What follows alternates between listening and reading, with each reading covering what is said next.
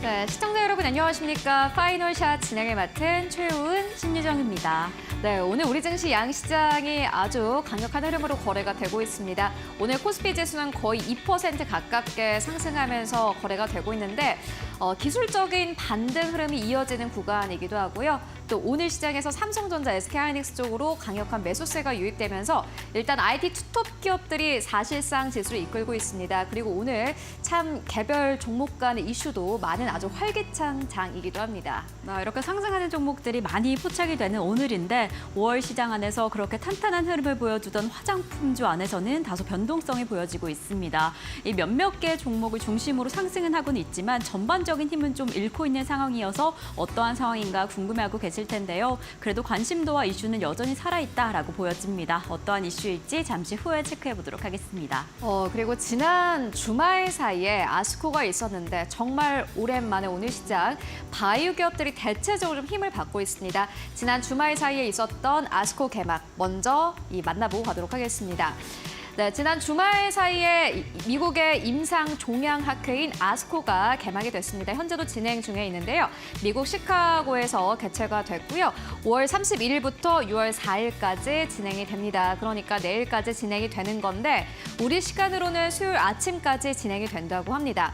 세계에는 3대 암학회가 있습니다. 현재 진행 중인 아스코, 미국의 임상 종양학회가 있고요.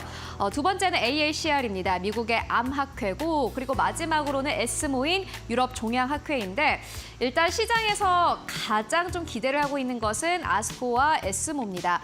특히나 아스코 같은 경우에는 초기 임상 단계에 있는 물질이 아니라 후기 임상 단계에 있는 물질들이 많이 공개가 되기 때문에 사실 상용화의 턱을 바로 앞에 두고 있는 물질들이 많이 공개가 됩니다. 그렇기 때문에 이번 아스코도 참 기대가 컸는데요. 다만 코로나19 시대를 지나면서 아스코, 에스모의 이 영향력이 사실 이전보다 좀 약해졌습니다. 그런데 이번에는 좀 아스코의 이 힘이 좀 강한 듯합니다. 해마다 4만 명 이상의 관계자가 모여서 신약 후보 물질의 임상 결과 등을 공개를 하는데 한국에서 기대를 하고 있는 것은 파트너십입니다. 한국은 여건상 사실 임상 3상을 통과를 해서 FDA로부터 승인을 받는 물질이 잘 없기 때문에 파트너십에 체결에 대한 기대감이 큰 상황인데요. 그렇다면 어떠한 기업들이 또 참여를 하고 오늘 시장에서 어떠한 기업들이 현재 좀 반응을 하고 있을까요? 먼저 유한양행입니다.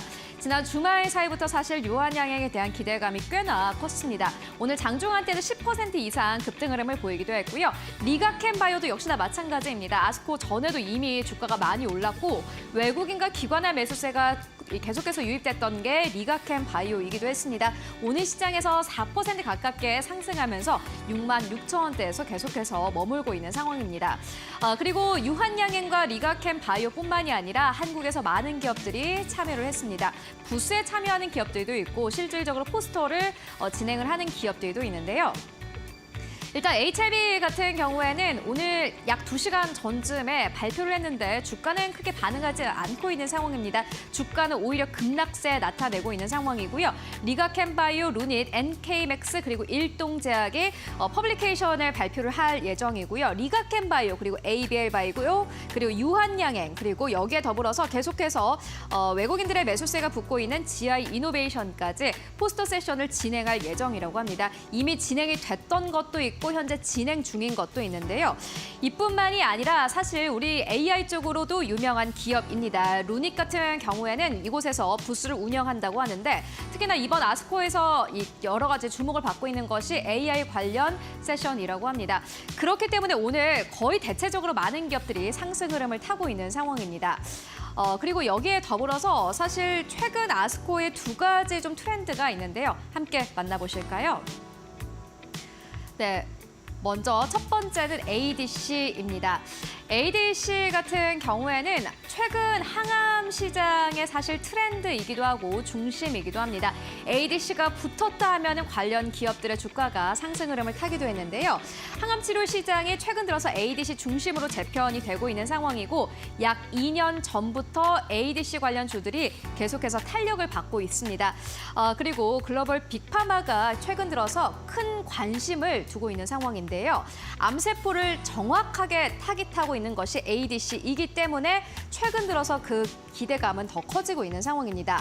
항체 치료제 기반으로 해서 세포 독성 약물을 붙여서 암세포를 공격하기 때문에 사실상 ADC 같은 경우에는 실질적으로 앞으로 미래 항암 치료제 그리고 항암 시장을 이끌어갈 것이다라는 기대감이 나오고 있는데 상용화까지는 사실 시간이 굉장히 오래 걸리기 때문에 ADC가 앞으로 주가가 빠르게 탄력을 받을 수 있을까 하는 의구심은 있었지만요. 이번 아스코에서 그 기대감이 완전히 나타났습니다. 리가켄 바이오는 ABL 바이오와 공동 개발한 CS5001에 대한 임상 일상 초기 데이터를 공개를 했는데 그 때문일까요? 오늘 리가켄 바이오 주가 아주 강력하게 이 상승 흐름을 타고 있습니다. 그리고 리가켄 바이오뿐만이 아니라 ADC 관련 기업들 계속해서 긍정적인 연구 결과를 발표를 하고 있는 상황이고요. 앞으로 항암 시장의 트렌드는 ADC 중심으로 재편이 될 것이다라는 기대감 나오고 있습니다. 사실 인류에게도 어떻게 보면 굉장히 긍정적인 이슈라고 할 수 있겠죠. 그리고 오늘 우리 시장에서 아스코와 가장 연결해서 볼만한 부분은 유한양행이 될 것 같은데요. 유한양행과 얀센은 베스트 오브 아스코에 꼽혔다고 합니다. 그리고 실질적으로 이 메인홀에 이 아스코에서 유한양행과 얀센의 포스터를 듣기 위해서 정말 많은 관람객들이 모였다고 하는데 유한양행 레이저 티닙 그리고 얀센의 아미 반타맙 S의 병용 임상 결과가 이번에 공개가 됐습니다. 여러분들은 아마 렉라자로 잘 이해를 하고 계실 것 같은데요. 유한양행은 앞서서 얀센의 1조 4천억 원으로 레이저 티닙의 기술을 수출한 바 있습니다. 그렇기 때문에 유한양행과 얀센은 파트너십을 체결을 했고요. 이번 7월에 FDA 승인을 앞두고 있는 상황입니다. 병용 임상 결과가 우수할 경우에는 FDA 조건부 허가 신청을 할 것이다라는 기대감이 나왔는데 이번 아스코에서 유한양행과 얀센이 발표를 한 것을 보니 7월에 FDA에서 분명히 승인을 할 것이다라는 기대감이 최근 들어서 아주 강력하게 나오고 있는 상황이고요. 이에 따라서 오늘 시장에서 유한양행의 주가가 10% 가깝게 급등 흐름을 나타내고 있는 상황입니다. 그리고 치료가 까다로운 환자들에게서도 시너지가 확인됐다라는 평가가 나오고 있고요. 임상적으로 의미 있는 치료 기간과 방사선학적으로 반응으로 유망한 치료 결과가 나왔다고 합니다. 이렇기 때문에 앞으로 7월 FDA 승인을 좀 기대를 해볼 수 있는 상황이고 그렇기 때문에 베스트 오브 아스코에 꼽힌 겁니다. 오늘 우리 시장에서 관련된 기업들의 주가 흐름을 잘 체크해 보실 필요가 있을 것 같고요. 그리고 앞으로 또 관련 이슈가 있는 기업들도 많습니다. 동아에스티, 뉴로보, 그리고 셀트리온, 한미약품까지 여러 가지 이슈가 있는 가운데 사실 아스코 안에서는 유한양행이 주인공이었고 앞으로 한미약품이 미국 당뇨병 학회에서 뭔가 아주 유의미한 결과를 발표를 할 것이다라는 기대감 나오고 있습니다. 오늘 우리 시장 사실 이전보다 좀 분위기가 달라진 듯한 분위기 나오고 있습니다. 그렇기 때문에 지금까지 올해 조정을 받았던 제약 바이오주 계속해서 체크가 필요해 보이고요. 이어서 신유정 앵커와 함께 다음 시그널 만나보시죠. 네, 5월 시장 안에서 우리 시장 지수가 좀 힘을 받지 못할 때도 화장품 관련주가 워낙 두드러진 흐름을 보였기 때문에 6월 시장 안에서 그 상승세를 이어갈 것인가, 그 힘을 어떻게 이어갈 것인가에 대한 관심이 좀 쏠려 있는 상황이었는데요. 그래서 5월 시장을 받쳐주던, 5월 시장에 화장품주를 받쳐주던 수출과 실적에 관련된 이슈를 좀 체크해 보려고 합니다. 지난달 28일부터 29일에 걸쳐서 UAE 대통령이 방한을 했고 이 안에서 우리 정부와 UAE는 이 40조 원 규모의 투자를 다시 한번 확인을 했습니다.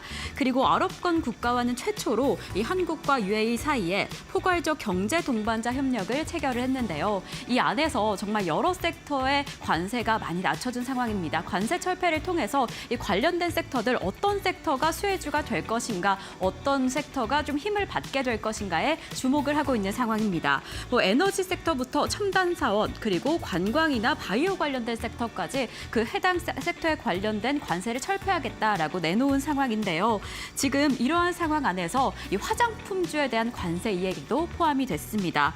이 화장품주 5%의 관세를 철폐하겠다라고 내놓은 상황인데요. 당장 다음 해부터 4%대를 시작으로 매년 1%를 추가적으로 관세를 낮추겠다라는 계획을 밝혔습니다. 지금 우리 화장품주가 1분기에 힘을 더 얻은 것은 글로벌 시장 안에서의 힘이었는데요. 중국에 이어서 일본과 미국, 동남아시아 지역에서 강력한 힘이 확인이 되었는데 있었는데 이제는 중동 지역 안에서의 확장세가 기대가 되고 있는 겁니다.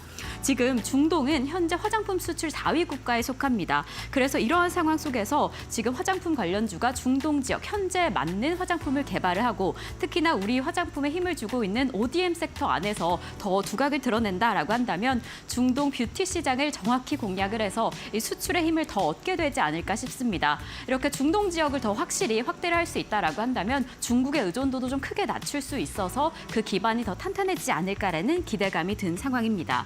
지금 이렇게 체결된 협정 안에서 이제 서면 통보의 접수 이후에 두 번째 달부터 그 첫째 날에 이 적용 내용이 적용이 될 것이다라는 이야기가 나오고 있는데 이렇게 관세 철폐 내용이 잘 적용이 된다라고 한다면 수출 시장 안에서 힘을 더 얻고 정말 이 화장품 업계의 두 번째 빅사이클이 맞이할 수 있지 않을까라는 기대감이 가득 들어온 상황입니다.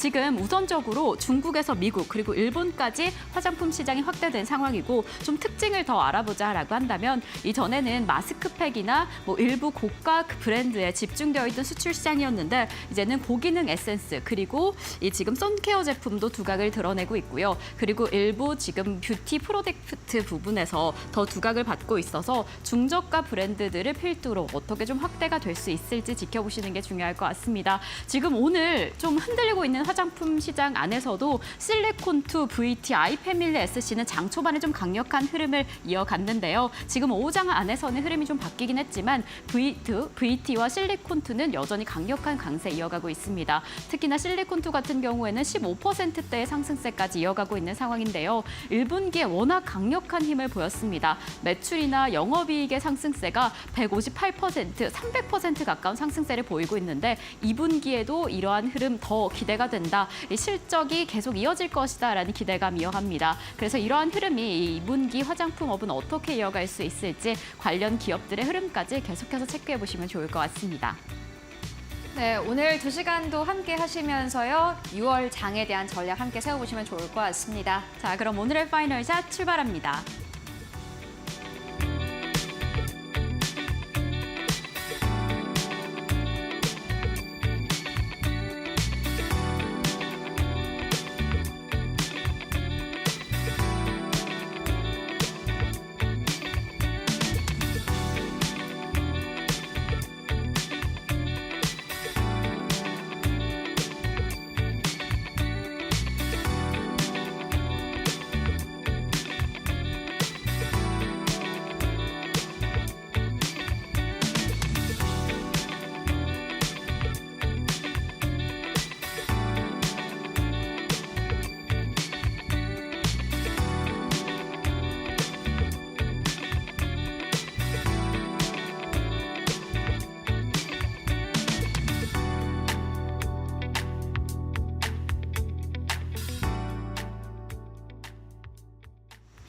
네, 마감 전략 함께 세워보고 가도록 하겠습니다. 오늘은 신한투자증권 부산금융센터로 가보도록 하겠습니다.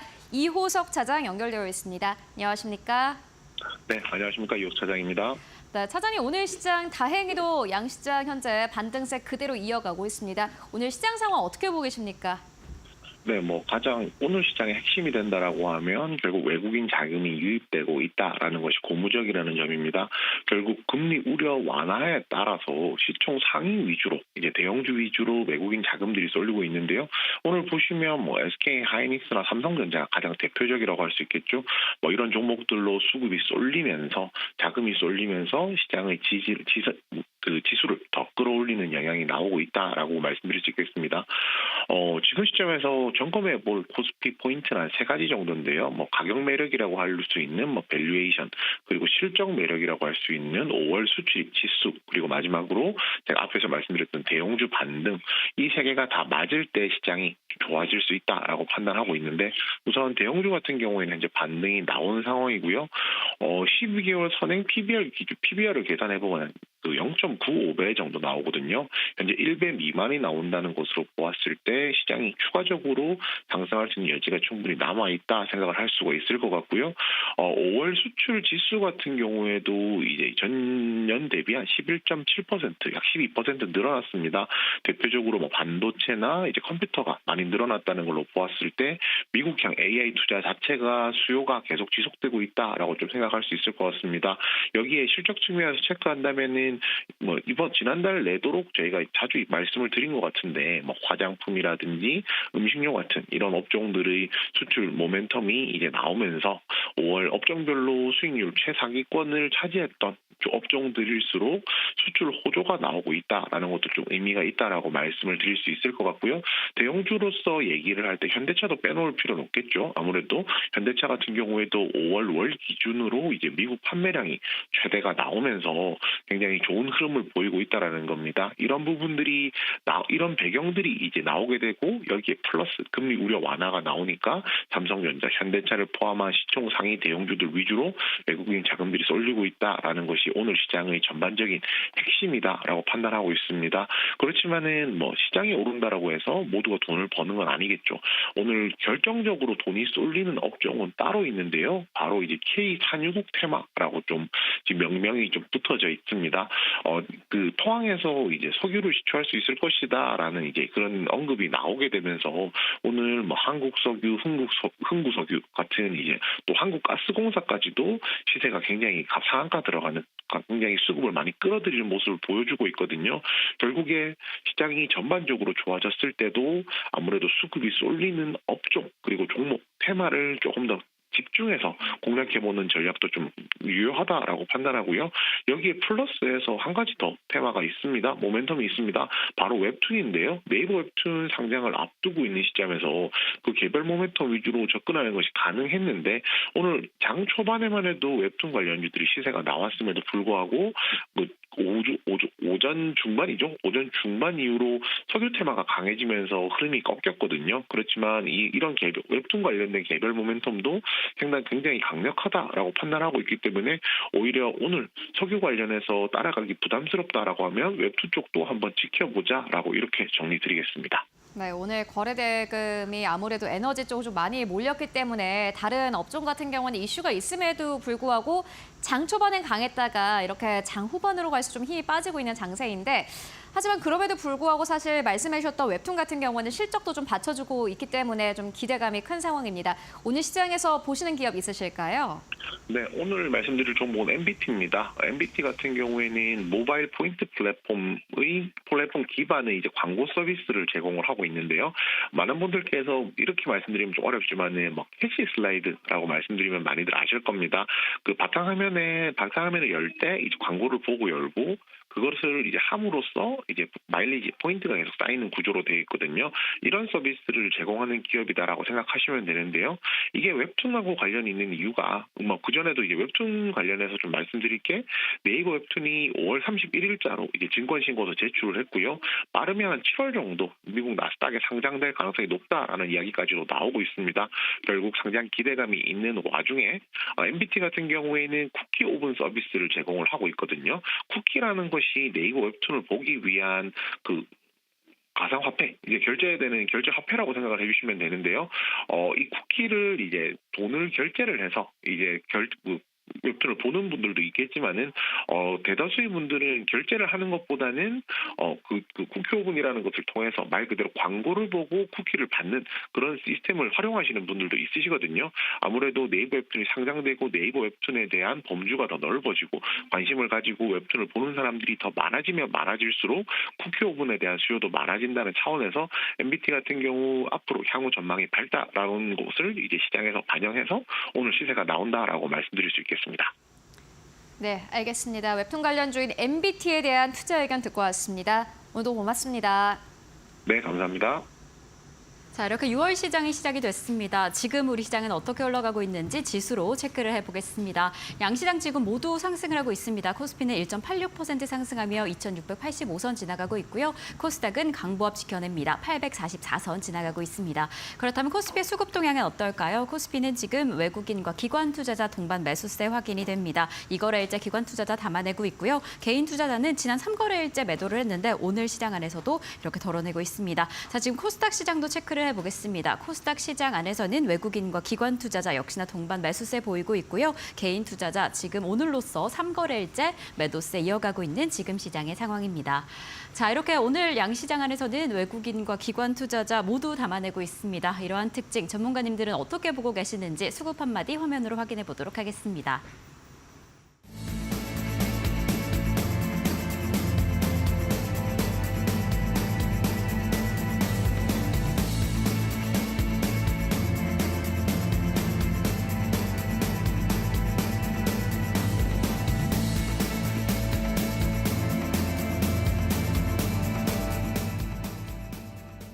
자, 또 오늘 시장은 이러한 수급적인 특징으로 어떻게 움직이게 될까요? 두 분의 전문가님 모시고 자세히 이야기 나눠보겠습니다. 퍼스트프라임 리서치의 손여루 팀장님, 주식디자인연구소의 박정식 대표님 나와주셨습니다. 두 분 어서 오세요.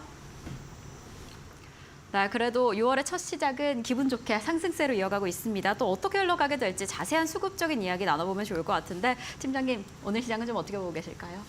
네, 오늘 시장이 좋았다라고 말씀을 드리면 굉장히 결과론적으로 보일 것 같습니다. 네. 근데 저번 주 금요일에 시장 상을 봤으면 한 66%는 이렇게 말을 해도 된다라고 저는 말을 하고 다녔습니다. 그래서 물론 이런 기술적 분석이나 이런 게 정답은 아니지만 이제 보통 차익 거래를 하죠. 그래서 현물을 매도하고 선물을 매수하는 모습이 나오고 있는데 그 모습이 목요일에서도 금요일에 나왔기 때문에 6월 거래, 첫 거래가 좋았으면 좋겠다. 하지만 확실하게 말씀드릴 수는 없다. 하지만 수급도를 봤을 때는 외국인이 현물은 매도를 하면서도 선물은 매수하는 모습을 봤을 때는 6월 첫 거래를 혹은 6월 첫 주가 좀 좋은 상황이 나올 가능성이 높다. 이렇게 말씀을 드렸었습니다. 금요일에는요.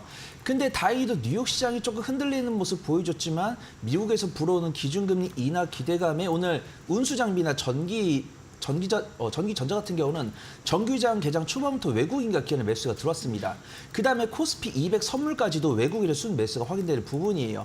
그러면서 그럼 시작이 좋았다라고 저는 판단을 했습니다. 근데 오전 10시 전후로 이제 동해 영일반에서 석유랑 가스가 발견됐다는 뉴스가 나오면서 혹시라도 시장에 조금 단기적인 움직임을 주는 것이 아닌가 그렇게 판단했습니다. 근데 다행히도 뭐 흥구석유나 중앙에너비스 이런 종목들을 이렇게 클릭을 해보면은 20% 이상 상승세가 나왔지만 다행히도 외국인과 기관의 매수가 들어온 모습이에요. 그래서 좀 단기적인 관점으로 보시는 분들이라고 하더라도 유가나 원자재 이런 종목들 공략해 볼 만하다라고 판단하고 있고요. 나는 단기적인 관점은 좀 실력이 없다. 나는 좀 수익 이상의 관점으로 접근하고 싶다라고 하신 분들도 뭐 화학이나 반도체 이런 쪽으로 접근할 수 있을 만큼 개별 종목은 좀 냉정하게 매매할 수 있고 성장주는 좀 차분하게 매매한다고 한다면 얼마든지 수익을 가져갈 수 있는 장세로 보인다. 좀 말씀을 드리도록 하겠습니다. 네, 지금 오후장의 흐름을 살펴봤을 때 6월 첫째 주 흐름은 뭐 나쁘지 않을 것 같다. 좀 좋게 보이지 않을까라는 예측이 됩니다. 특히나 뭐 간밤에 미국이 조금 흔들리면서 일부 섹터에 좋은 바람이 불어오고 있고 우리 시장 내에서도 석유 관련된 뭐 원자재 관련된 섹터가 좀 큰 폭의 상승세를 보이고 있습니다. 이럴 때 개별주 접근하실 때는 조금 더 냉정하게 접근을 하시면 좋을 것 같다라는 생각이 듭니다. 자, 대표님은 지금 시장 좀 어떻게 보고 계실까요?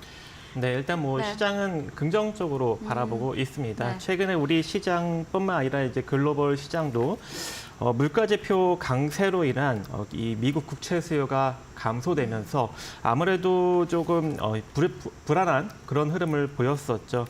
특히 이제 연방준비제도에서도 이제 매파적 발언이 이제 지속적으로 이루어지고 있고 그로 인해서 이 금리 인하 불확실성이 시장을 좀 짓눌렀지만 지난 금요일날 발표한 이 개인 소비 지출이 예상치에 부합을 하면서 다시금 이제 기준금리 인하에 대한 기대감이 증시에 불어닥치고 있습니다. 하지만 지금 이 한 가지 지표로만 증시가 이제 반등이 나오기에는 좀 제한적인 구간이 되지 않을까라고 생각을 해서 이번 주는 좀 제한적인 흐름을 보이다가 다음 주 12일, 13일날 발표하는 이 소비자 물가 지수와 이 생산자 물가 지수의 결과에 따라서 증시가 본격적인 방향성을 잡지 않을까라고 생각을 합니다. 따라서 이번 주는 좀 제한적인 움직임을 이제 보일 여력이 존재하지만 특히 이제 이 운수 장비 쪽에 새롭게 강력한 수급이 좀 들어오고 있습니다. 특히 이제 외국인보다는 기관이 더 강력하게 이제 매수를 해주고 있고 거기다가 현대기아차의 5월 판매량이 증가하면서 수급 또한 강력하게 지금 몰리고 있는 상황이기 때문에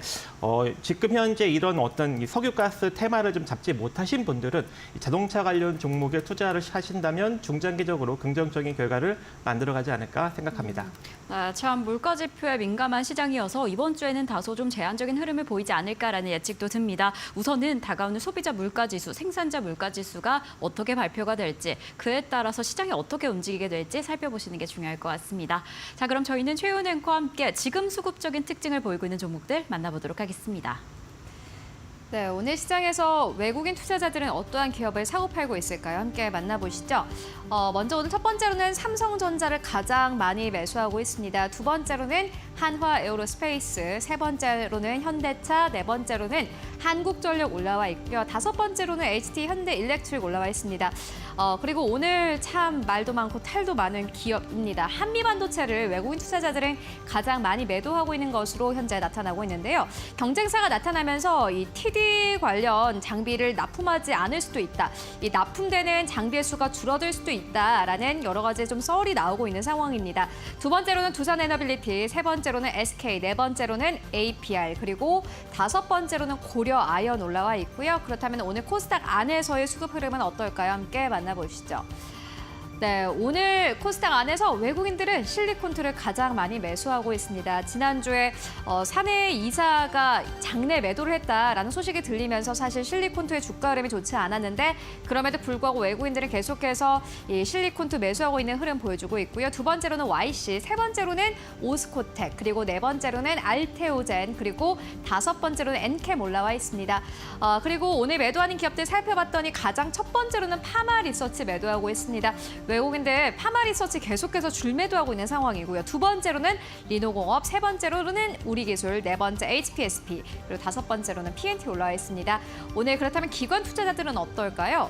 네, 오늘 기관 투자자들은 코스피 안에서 삼성전자 가장 많이 매수하고 있고요. 현대차, 기아, 한국전력, SK까지 올라와 있습니다.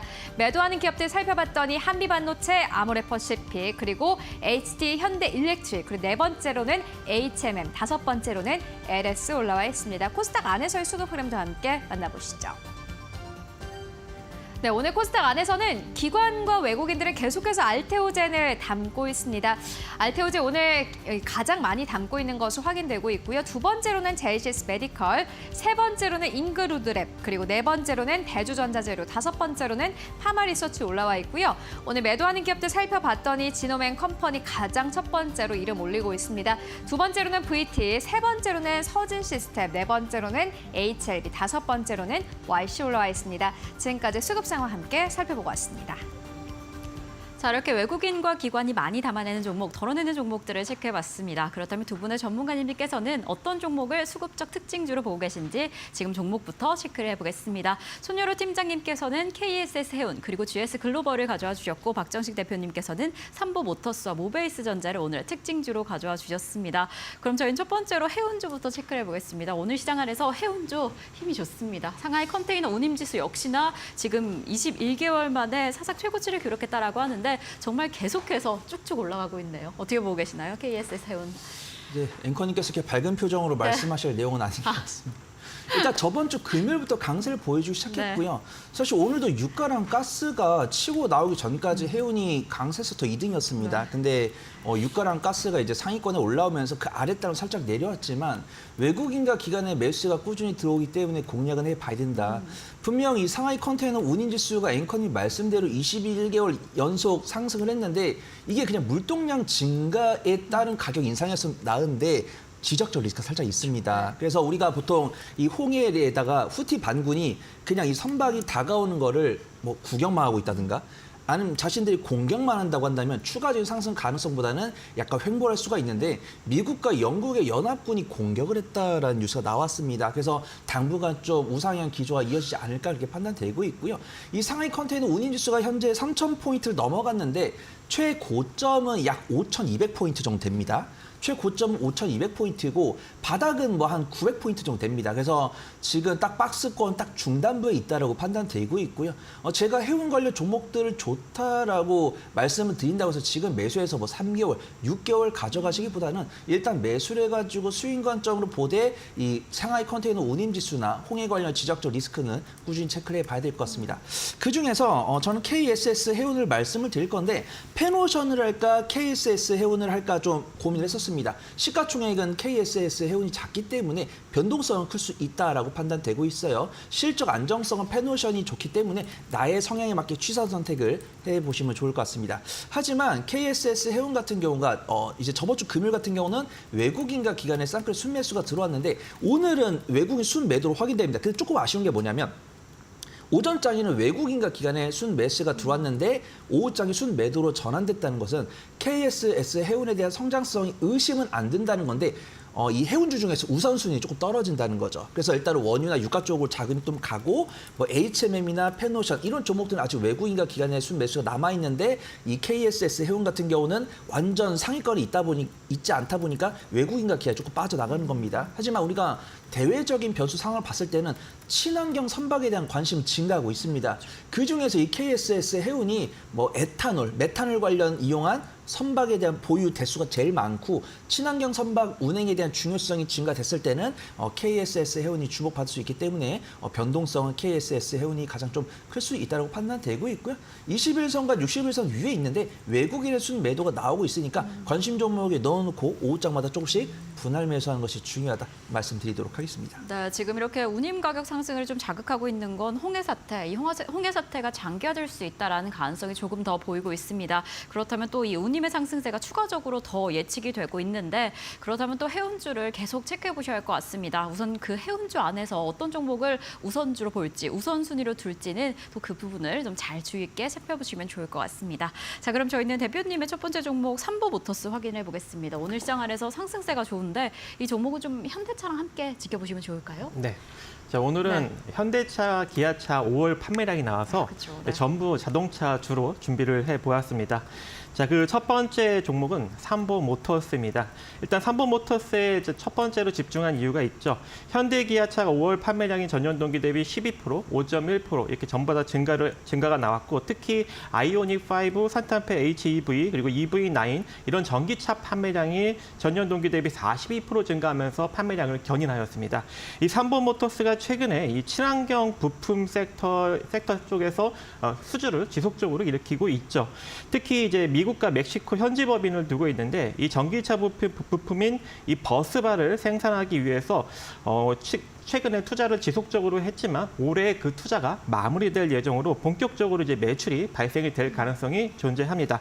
또 내년 말부터 이 11년간 또 이 로터 어셈블리를 또 생산을 하기 때문에 이제 본격적으로 친환경 자동차 부품을 생산할 수 있는 여력이 존재할 것 같고 특히 이제 이번에 1분기 매출이 3,605억 원으로 전년 동기 대비 8.24% 증가했습니다. 이미 전년에 매출과 영업이익을 최대치로 찍었는데 지금 그것을 더 갱신하고 있는 그런 모습이고요. 영업이익도 201억 원으로 전년 동기 대비 49.91% 이번 1분기 실적이 증가가 되었습니다. 그래서 실적 증가와 맞물려서 또 현대기아차 판매량 증가와 맞물려서 본격적으로 자동차 섹터가 간다면 삼보모터스를 한번 관심 있게 지켜볼 필요성이 있을 것 같고 오늘도 좀 수급이 몰리면서 한 6% 정도 상승력이 나왔는데 지금 가격 이하로 여러분들이 분할 매수로 가시고 일단은 5,600원에 돌파 안착이 상당히 중요할 것 같습니다. 그래서 이 자리를 돌파한다면 단기적으로는 5,800원 정도 충분히 찍을 수 있는 여력이 존재할 것 같고요. 다시 조정을 거치더라도 5,600원이 이탈되지 않는다면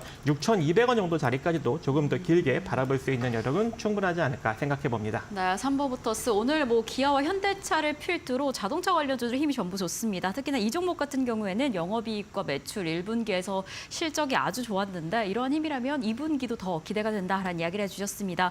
그래서 지금 가격 포인트 매력적이기도 하지만 5,600원 돌파할 수 있을지 그 상승의 흐름 어떻게 이어갈지 계속 체크해 보시면 좋을 것 같습니다. 자, 그럼 저희는 팀장님의 두 번째 종목 GS글로벌 체크를 해보겠습니다. 이 종목은 지금 수급적으로 좀 어떻게 보여지고 있을까요?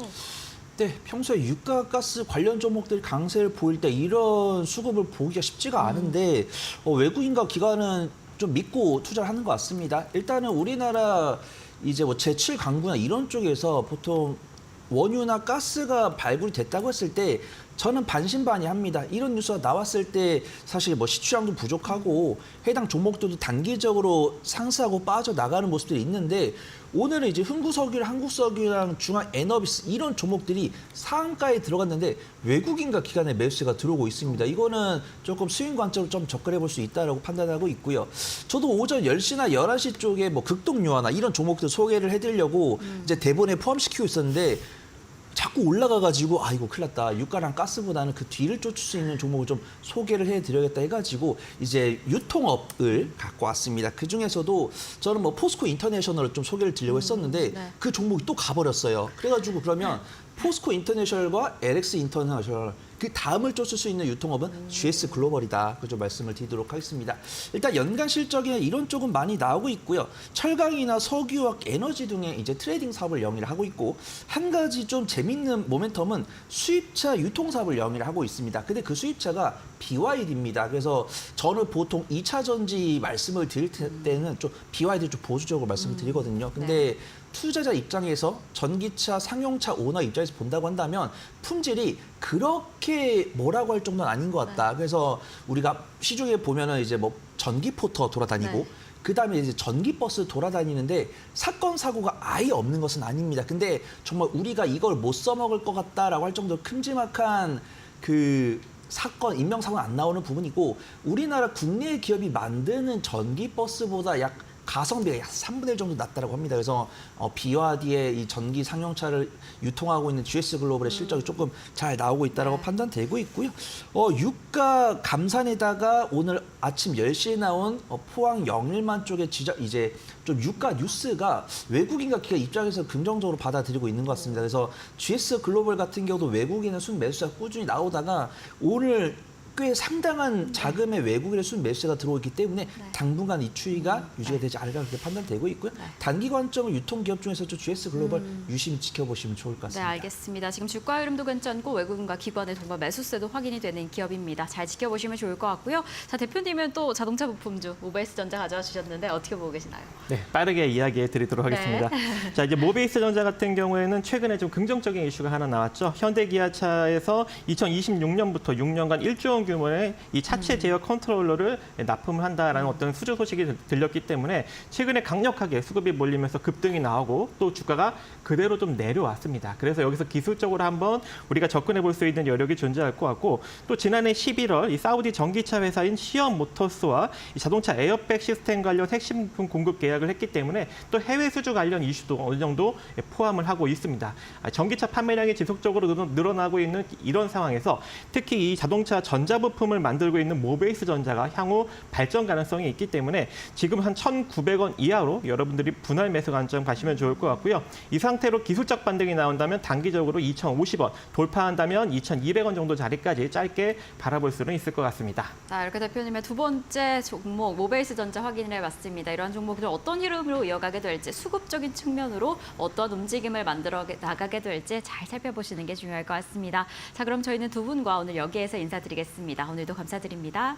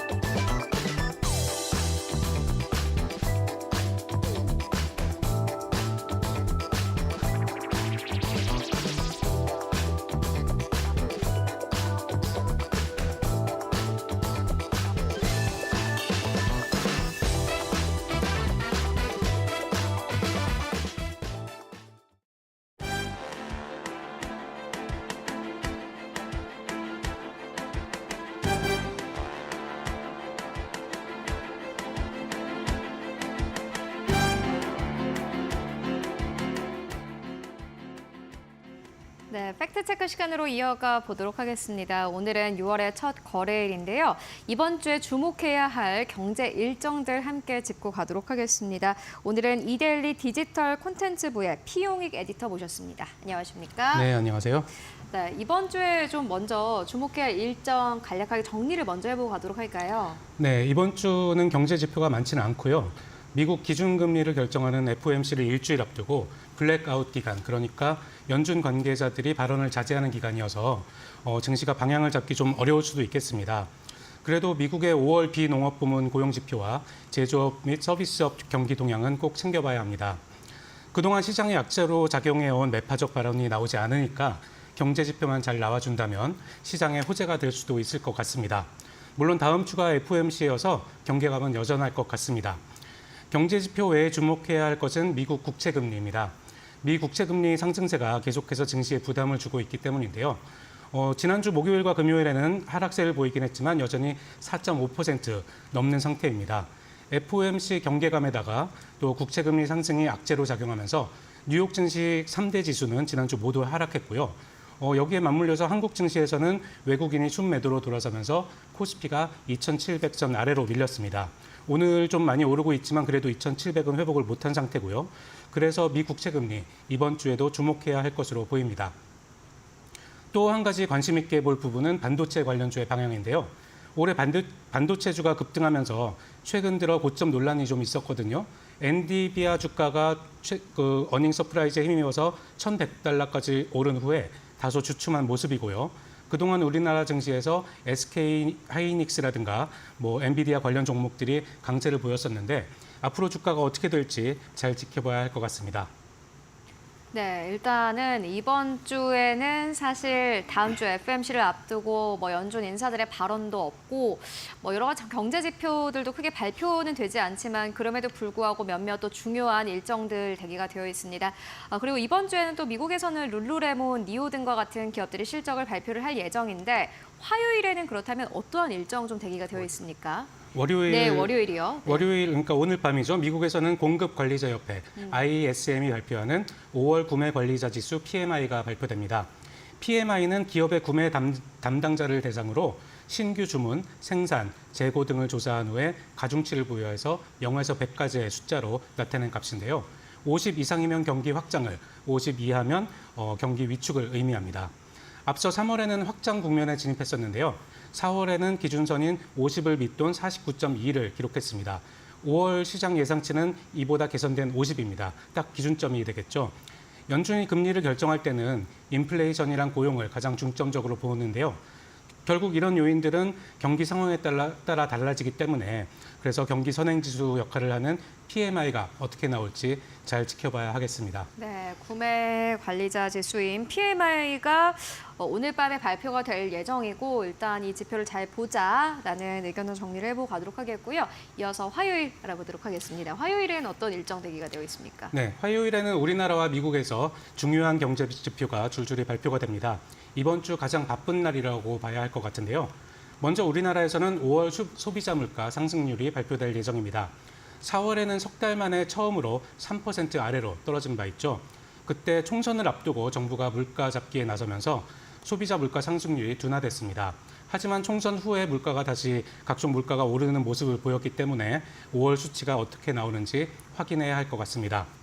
미국에서는 화요일부터 고용시장 흐름을 보여주는 지표가 줄줄이 나오는데요. 물론 금요일에 나오는 5월 비농업 부문 고용과 실업률이 가장 중요하겠지만 다른 고용 지표들도 눈여겨볼 필요가 있습니다. 화요일에는 노동부의 4월 구인 이직 보고서가 발표됩니다.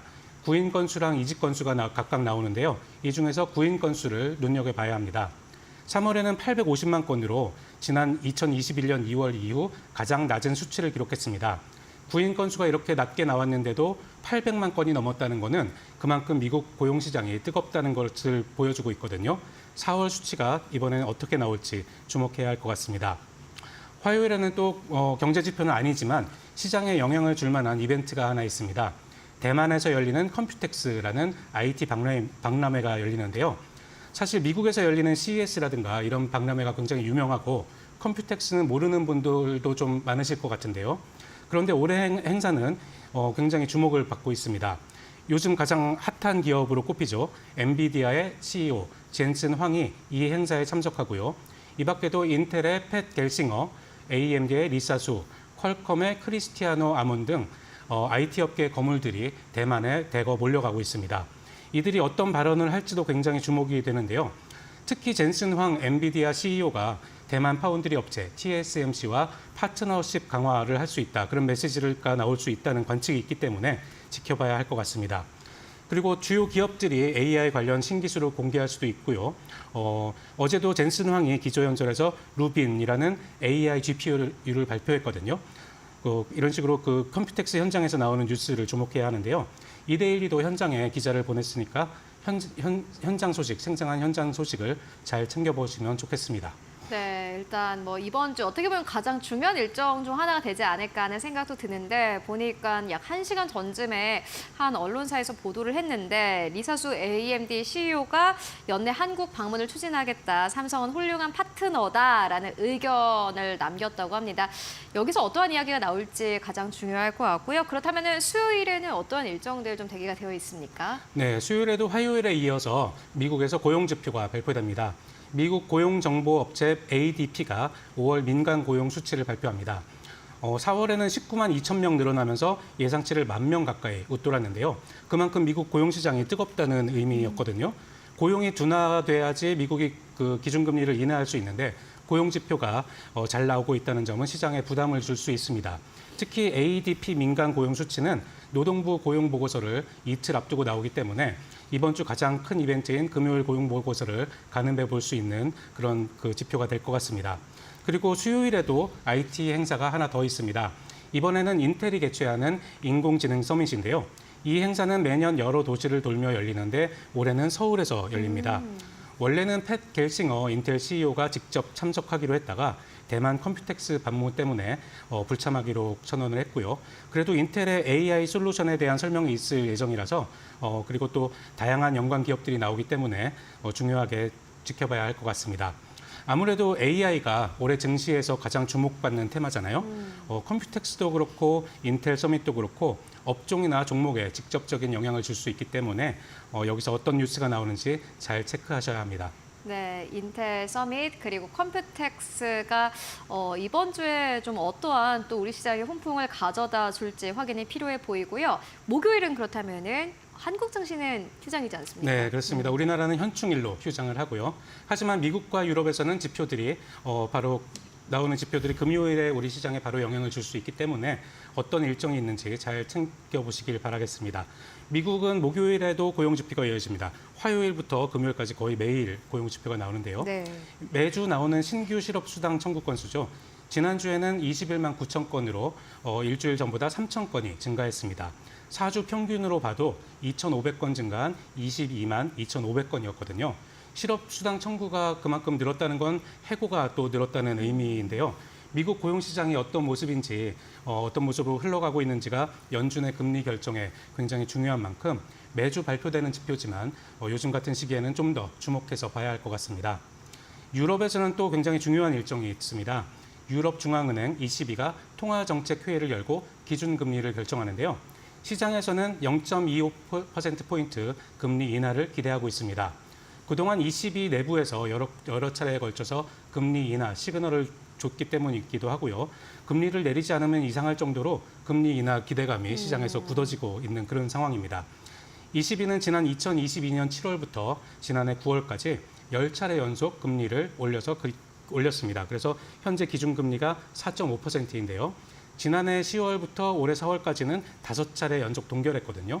이번에 시장 예상처럼 금리를 내린다면 주요 선진국, 7개 선진국 있죠. G7 중앙은행 가운데 첫 번째 피벗이 될 것 같습니다. G7 이외 국가들 중에서는 이미 금리 인하를 시작한 나라들이 있습니다. 스위스가 3월에, 스웨덴이 5월에 각각 금리를 내렸고요. 캐나다도 6월에 금리 인하를 예상하고 있습니다.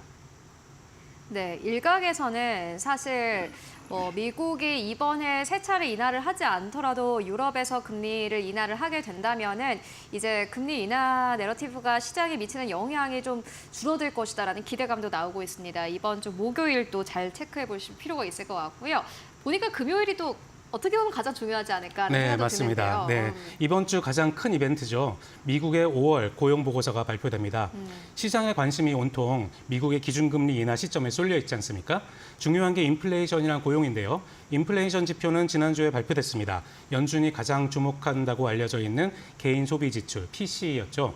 이미 다들 챙겨보셨겠지만 변동성이 큰 식료품과 에너지를 제외한 4월 근원 PCE는 전년 동기 대비 2.8% 상승해서 월가 예상치와 부합했습니다.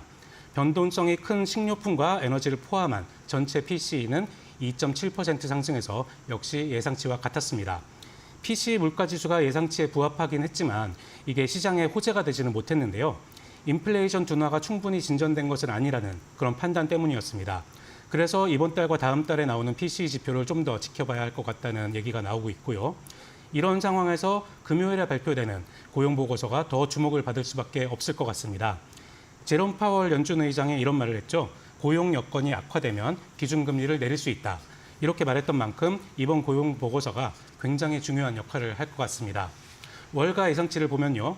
5월 고용보고서에서 그 비농업 취업자 수는 18만 명으로 전월에 17만 명보다 소폭 증가하고 실업률은 3.9%로 큰 변화를 보이지 않을 것으로 예상되고 있습니다. 이렇게 나온다면 고용시장이 여전히 뜨겁다는 의미이기 때문에 주식시장에는 큰 호재가 되지는 못할 텐데요. 예상보다 취업자 수가 줄거나 실업률이 높게 나오는지 좀 잘 체크해 봐야 할 것 같습니다. 이번 주에 여러 가지로 재료가 있지만 아무래도 다음 주에 FOMC가 예정돼 있다 보니까 이번 주 증시는 경계감이 짙어진 가운데 뚜렷한 방향성을 찾지 못할 수도 있을 것 같습니다. 연준이 이번에는 금리를 동결할 것으로 거의 확실시 되지만 파월 의장이 어떤 발언을 할지가 굉장히 중요하죠. 그 내용은 다음 주 이 시간에 자세한 내용 들려드리겠습니다. 네, 알겠습니다. 이번 주에는 AI 관련된 서밋들 그리고 유럽 중앙은행의 금리 결정 그리고 금요일에 나올 고용 보고서를 잘 체크해 볼 필요가 있겠다라고 정리를 해보고 가도록 하겠습니다. 지금까지 피용익 에디터와 함께했습니다. 고맙습니다. 고맙습니다.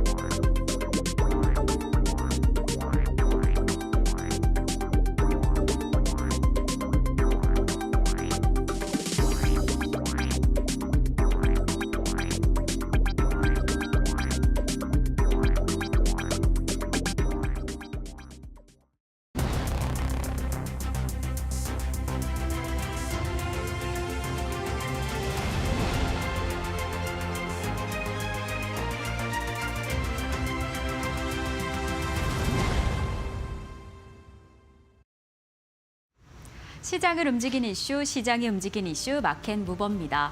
이 5월의 마지막 날 향후 15년간의 전력 계획을 담은 제11차 전력 수급 기본 계획이 공개가 되었습니다. 이 안에는 2038년쯤에는 최대 전력 수요 129.3기가와트, 그리고 이에 따른 필요한 설비는 157.8기가와트가 될 것이다라는 전망치를 내놓았습니다. 그래서 추가적인 전력이 좀 많이 필요로 하는 상황인데 이에 재생에너지가 120기가와트 정도 충당을 하면 그 보급률이 맞을 것이다라는 계획이 내놓아졌습니다. 이에 따라서 추가적인 설비 또한 많이 필요로 하는데요. 그래서 이 신규 발전소를 건설을 해야 하는데 이렇게 새로 건설할 신규 발전소의 키워드는 무탄소로 잡았습니다. 그래서 신규 발전소의 70%는 무탄소로 건설을 하겠다라는 계획을 발표를 한 건데요. 그래서 이 안에 대형 원전, SMR 그리고 LNG 열 병합에 대한 필요성이 강력하게 부각이 되었습니다. 그래서 어찌 보면 이 전력 수급 기본 계획 안에 원전이 포함이 된 게 정말 오랜만인데요. 지난 2015년 7차 전기본 이후에 9년 만에 원전에 대한 계획이 포함이 되었습니다. 지금 현재 운영 중인 26기 그리고 운영 예정인 추가 4기 그리고 이번 계획을 통해서 최대 3개까지 더 추가로 건설하자라는 계획이 포함이 된 겁니다. 그래서 지금 이 시점에서 추가적으로 필요로 하는 이 발전 설비 10기가와트 가운데 이 4기가와트가량은 새로운 원전으로 충당을 해보자라는 계획이 포함이 된 거죠. 이렇게 원전 관련된 이슈가 포함이 되면서 이렇게 처음으로 SMR 관련된 계획도 포함이 되었습니다. 어떤 내용인지 바로 체크를 해보겠습니다. 이렇게 SMR이 최근에 워낙 글로벌 탄소 중립 트렌드에 발맞춰서 새로운 미래 먹거리로 주목을 받고 있는 상황이었는데 이번에 더 강력하게 이 계획에 포함이 된 겁니다. 아무래도 이 SMR이 친환경 원전으로 기존 원전의 단점을 크게 극복할 것이다라는 기대감이 좀 있는 상황이죠. 아무래도 탄소 배출이 없기 때문에 친환경 측면에서도 아주 유익하고 그리고 24시간 에너지 생산을 가능하기 때문에 정말 가성비 공급원으로 꼽히고 있습니다. 크기도 작고 건설 비용도 10분의 1가량 아주 작은 상황이어서 두각을 받고 있는데 아무래도 최근에 미국 바이든 행정부 에너지 정책과 발맞춰서 전 세계적으로도 트렌드로 급부상하고 있는 만큼 우리 시장 안에서도 우리 원전 시장 안에서도 이렇게 힘을 받을 수 있을 것이다라고 드러나고 있는 상황입니다. 지금 이렇게 SMR에 대한 기대감이 한껏 올라온 상황인데 그렇다면 이 안에서 우리 관련된 기업은 어떻게 될까요? 이 SMR 관련된 기업부터 좀 체크를 해보겠습니다. 우선 지금 바로 두드러지는 것은 두산 에너빌리티와 한전기술입니다. 이 SMR 관련된 이미 다양한 에너지원 관련된 사업을 진행하고 있고 또 한전기술 같은 경우에는 원자로 설계는 물론이고 SMR 개발 및 이 설계도 작업도 충분히 진행을 하고 있어서 이렇게 SMR 관련된 기술이 부각이 된다라고 한다면 더 강력하게 떠오르지 않을까라고 기대가 되는 원전주입니다. 이 외에도 여러 가지 기업들이 이미 개발에 참여를 하고 있는 상황이어서 어떻게 기술을 좀 더 발전시킬 수 있을지 계속 체크해 보시면 좋을 것 같습니다. 네, 오늘 시장에서 움직이고 있는 기업들 하나하나 차례대로 만나보고 가도록 하겠습니다. 오늘은 다올투자증권의 이성훈 차장 그리고 헤르메스 스탁의 김시은 팀장 오셨습니다. 안녕하십니까? 네, 안녕하세요. 안녕하세요.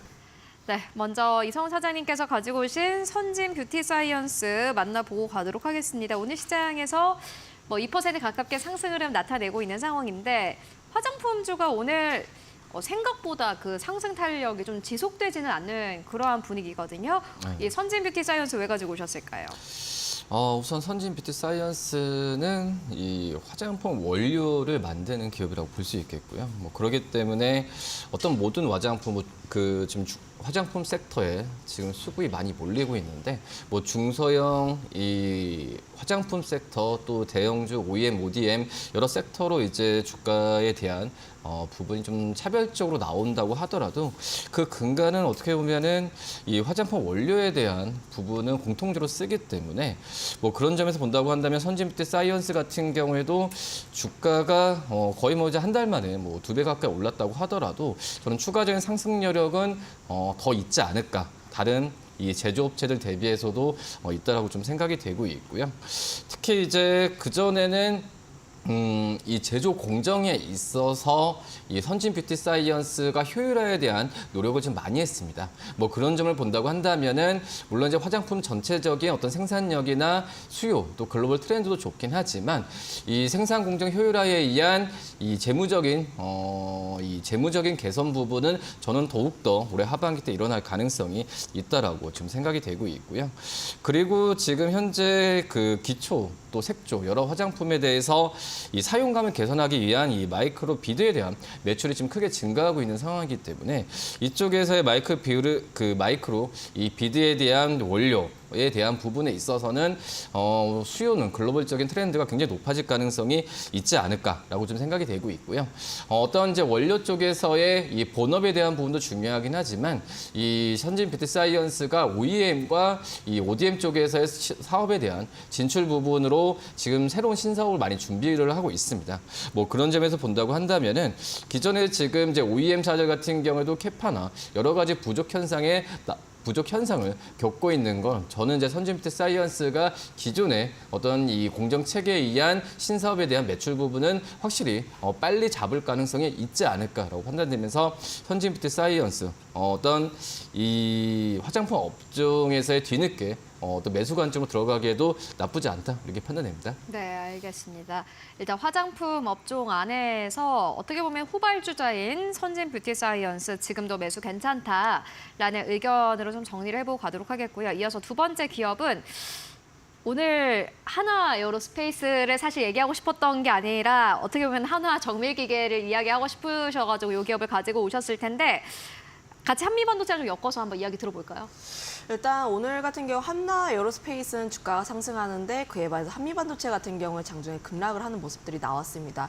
주말 사이에서 한화 정밀기계라고 한화 에어로스페이스의 100% 자회사가 있는데 SK하이닉스의 TC본드를 공급을 한다라는 기사가 나오면서 그렇다면 현재 SK하이닉스 쪽에서 TC본드를 독점적으로 공급하고 있는 한미반도체의 독점 구조가 깨지는 것이 아니냐라는 우려가 나오면서 한화 에어로스페이스는 장중 급등을 하고 있는 모습들, 그리고 한미반도체는 그에 반해서 함께 급락을 했던 모습들이 나왔는데, 그런데 우리가 여기서 조금 더 팩트 체크를 조금 더 해봐야 합니다. 한화 에어로스페이스가 그 한화 정밀 기계 쪽에서 TC 본더를 납품을 하는 게 아니라 퀄 테스트를 하기 위해서 테스트용을 좀 납품한 것으로 보여지고 있고, 거기다가 지금 장비 자체가 HBM3E가 아니라 HBM3입니다. 그죠?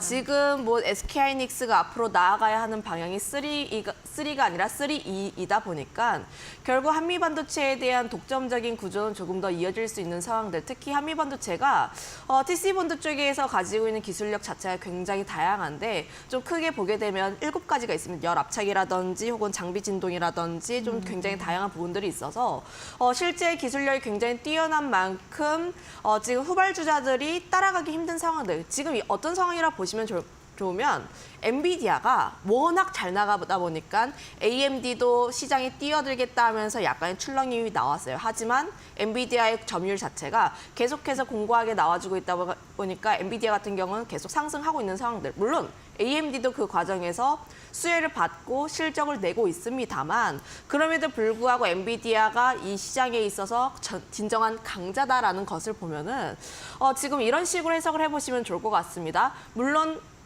한화 정밀 기계가 퀄 테스트를 통과를 할 필요가 있고 만약에 통과를 하게 된다면 하반기 대규모 발주에 대한 기대감도 있긴 하지만 오늘 굉장히 급격한 상승을 보여주기에는 이미 좀 기대감이 앞서 있었다라고 보여지고 있어서 물론 이제 없었던 내용들이 나온 뉴스이다 보니까 추가적인 상승의 가능성은 있지만 제가 조금 더 관심 있게 보고 있는 쪽은 한미반도체 급락했을 때 더 관심 있게 보자가 맞지 않을까. 오늘 보면은 한미반도체도 보게 되었을 때 장중에 약 13%까지 하락했다가 장중에 곽 부회장이 좀 장중에 매수하면서 자신감을 내비쳤고 여전히 한미반도체의 TC 본도에 대해서 저는 기술력 굉장히 뛰어나다라고 평가를 하고 있기 때문에 없으신 분들 같은 경우에 한미반도체 조금 더 관심 있게 볼 필요가 있지 않을까라는 의견 좀 드려보도록 하겠습니다. 네, 알겠습니다. 오늘 한 증권사의 애널리스트도 좀 비슷한 의견을 내기도 했는데 현대차증권에서는 지금 주가 급락이 사실 과도하다. 어쨌든 간에 독점 공급을 하고 있기 때문에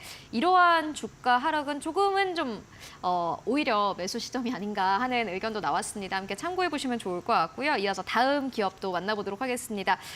오늘 또 핫한 이슈이기도 한데 네이버 웹툰 나스닥 상장에 대한 좀 이야기가 나오고 있습니다. 웹툰 관련주를 이성훈 차장님께서 가지고 오셨어요.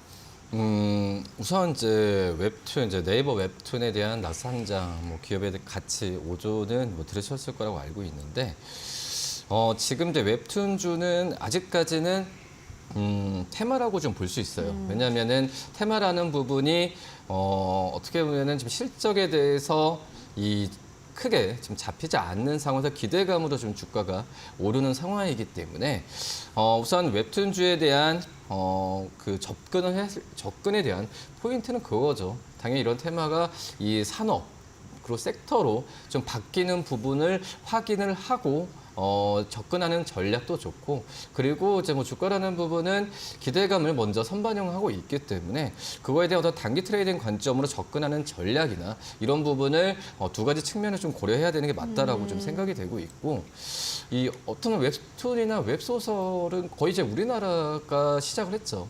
시작을 했기 때문에 이거에 대한 나스닥 상장에 대한 부분에 있어서 미국에서도 좀 새롭게 많이 관심을 갖고 이거에 대한 어떤 보고서도 쓰고 이런 상황이라고 좀 볼 수 있어서 이제 미국 쪽에 우리나라보다도 저는 이제 미국 쪽에서는 해외 쪽에서의 관심을 더 많이 갖고 있지 않나라고 좀 생각이 좀 되고 있고 근데 우선 지금 당장 이 웹툰이나 웹소설이 10년 전이나 이쪽에서도 화랑에 대한 부분에 있어서 예측을 좀 했었지만은 우리나라 안에서만 국한됐던 상황이 뭐 미국이나 어떤 일본 쪽에서는 아직까지는 웹소설 웹툰보다도 이 어떤 페이퍼 책이나 이런 부분에 있어서 대중화가 더 많이 돼 있거든요.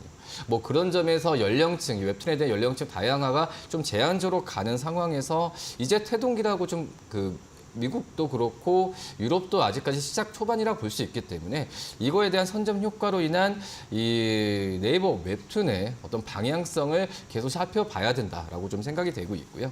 뭐 그렇기 때문에 저는 이제 웹툰주에 대한 적극적인 매수라기보다도 이거에 대한 관심을 조금씩 가지면서 이 시청자들의 포트에 일정 부분 좀 담아두면서 계속 추적 관찰하는 관점이 좀 필요하지 않나라고 좀 판단되고 있고요.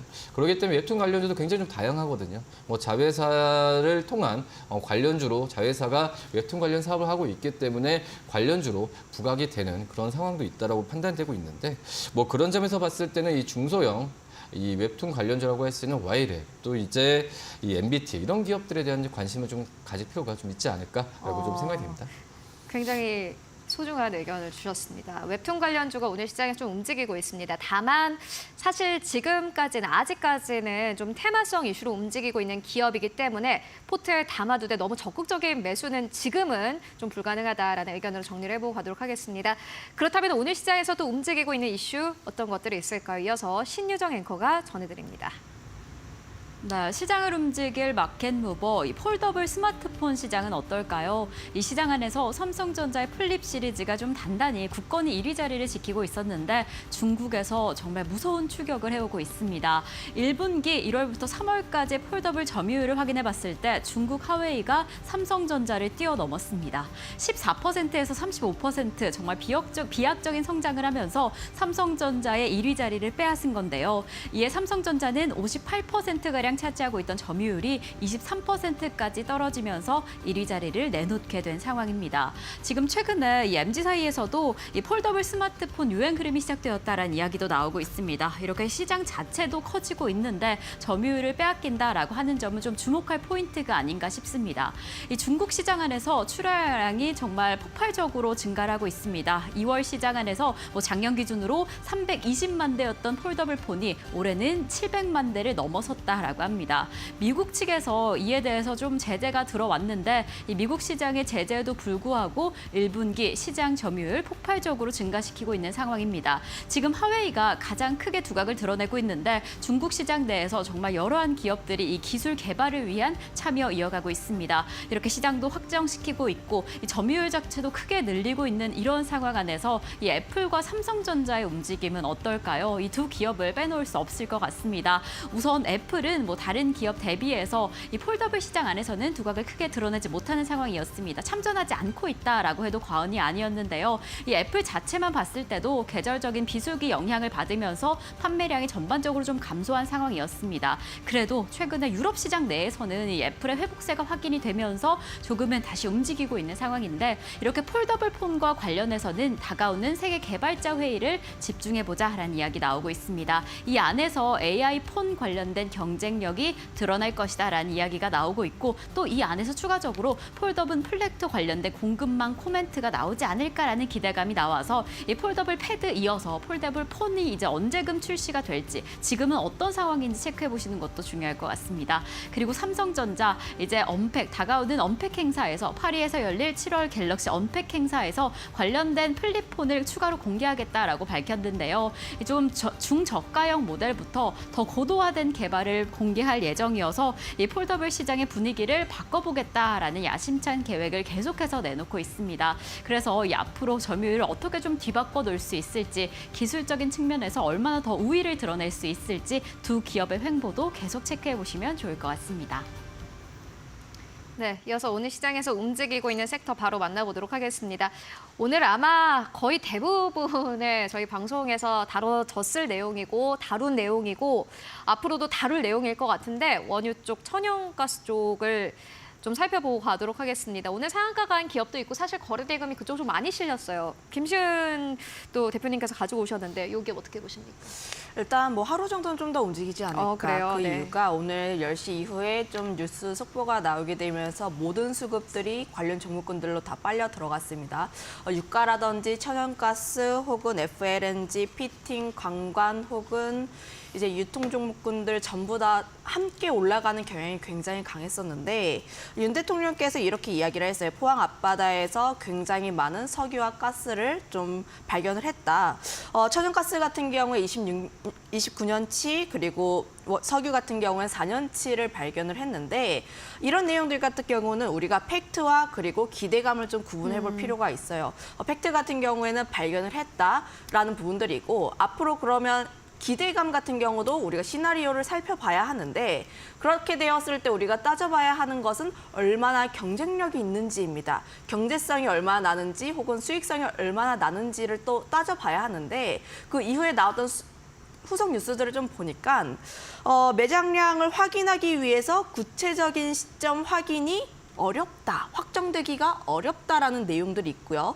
일단 그 부분에 있어서 어느 정도의 불확실성은 있습니다. 거기다가 더해서 좀 칠광구라든지 여러 좀 다양한 과거의 사례들이 있다 보니까 실제로 발견했더라도 시추를 할 수 있는지 혹은 수익성을 이끌어 나갈 수 있는지 여부도 우리가 조금 더 체크를 해볼 필요가 있다라는 점. 거기에 석유 탐사에 대한 성공 확률 자체가 굉장히 낮습니다. 약 10%에서 20% 정도라고 보시면 좋을 것 같아서 현재 우리나라도 산유국이 되는 거 아니냐라는 기대감도 있긴 하지만 조금 더 냉정하게 보게 되었을 때 얼마나 경제성이 있는지도 따져봐야 하다 보니까 이 이슈 같은 경우는 물론 되면 좋죠. 물론 되면 좋고 추가로 이제 주가의 흐름들도 쭈쭈쭉 올라갔으면 좋겠습니다만 다만 구체적인 내용들이 나오지 않는 이상 조금 더 끌고 가기에는 어렵다라고 판단을 하고 있고 다만 이제 처음에 움직였던 종목군들이 굉장히 가벼운 원유라든지 가스 유통 종목군들이에요. 중앙에너비스 혹은 흥구석유, 뭐 GSE, 동방 이런 종목군들이 굉장히 가볍다 보니까 이런 종목군들이 먼저 움직이는 경향들이 강했는데 좀 트레이딩은 가능하다라고 판단을 하고 있고요. 다만 이 종목 같은 경우는 보면 급등락이 굉장히 심합니다. 급등락이 굉장히 심하다는 것은 만약에 이 사업이 어긋났을 때 그 이전의 가격대까지 함께 되돌림이 나올 수 있다 보니까 이런 부분들까지는 우리가 조금 더 주의를 해볼 필요가 있지 않을까라고 보여지고 있고 거기다가 더해서 제가 이 분야에 대해서 굉장히 좀 전문 분야는 아니다 보니까 리포트를 좀 참고를 해봤는데 피팅 쪽보다는 관광 쪽이 조금 더 유망하다. FLNG보다는 PNG 쪽에서 조금 더 유망하다 보니까 이런 부분들 같은 경우는 만약에 내가 중장기로 접근한다라고 하셨을 때 본업이 좀 튼튼하게 잘 나온 종목군들 같은 경우는 선별을 해볼 필요는 있지 않을까라고 의견 드려보도록 하겠습니다. 네, 일단은 시세는 내일까지 좀 분출되지 않을까 하는 기대감 전해주셨는데요.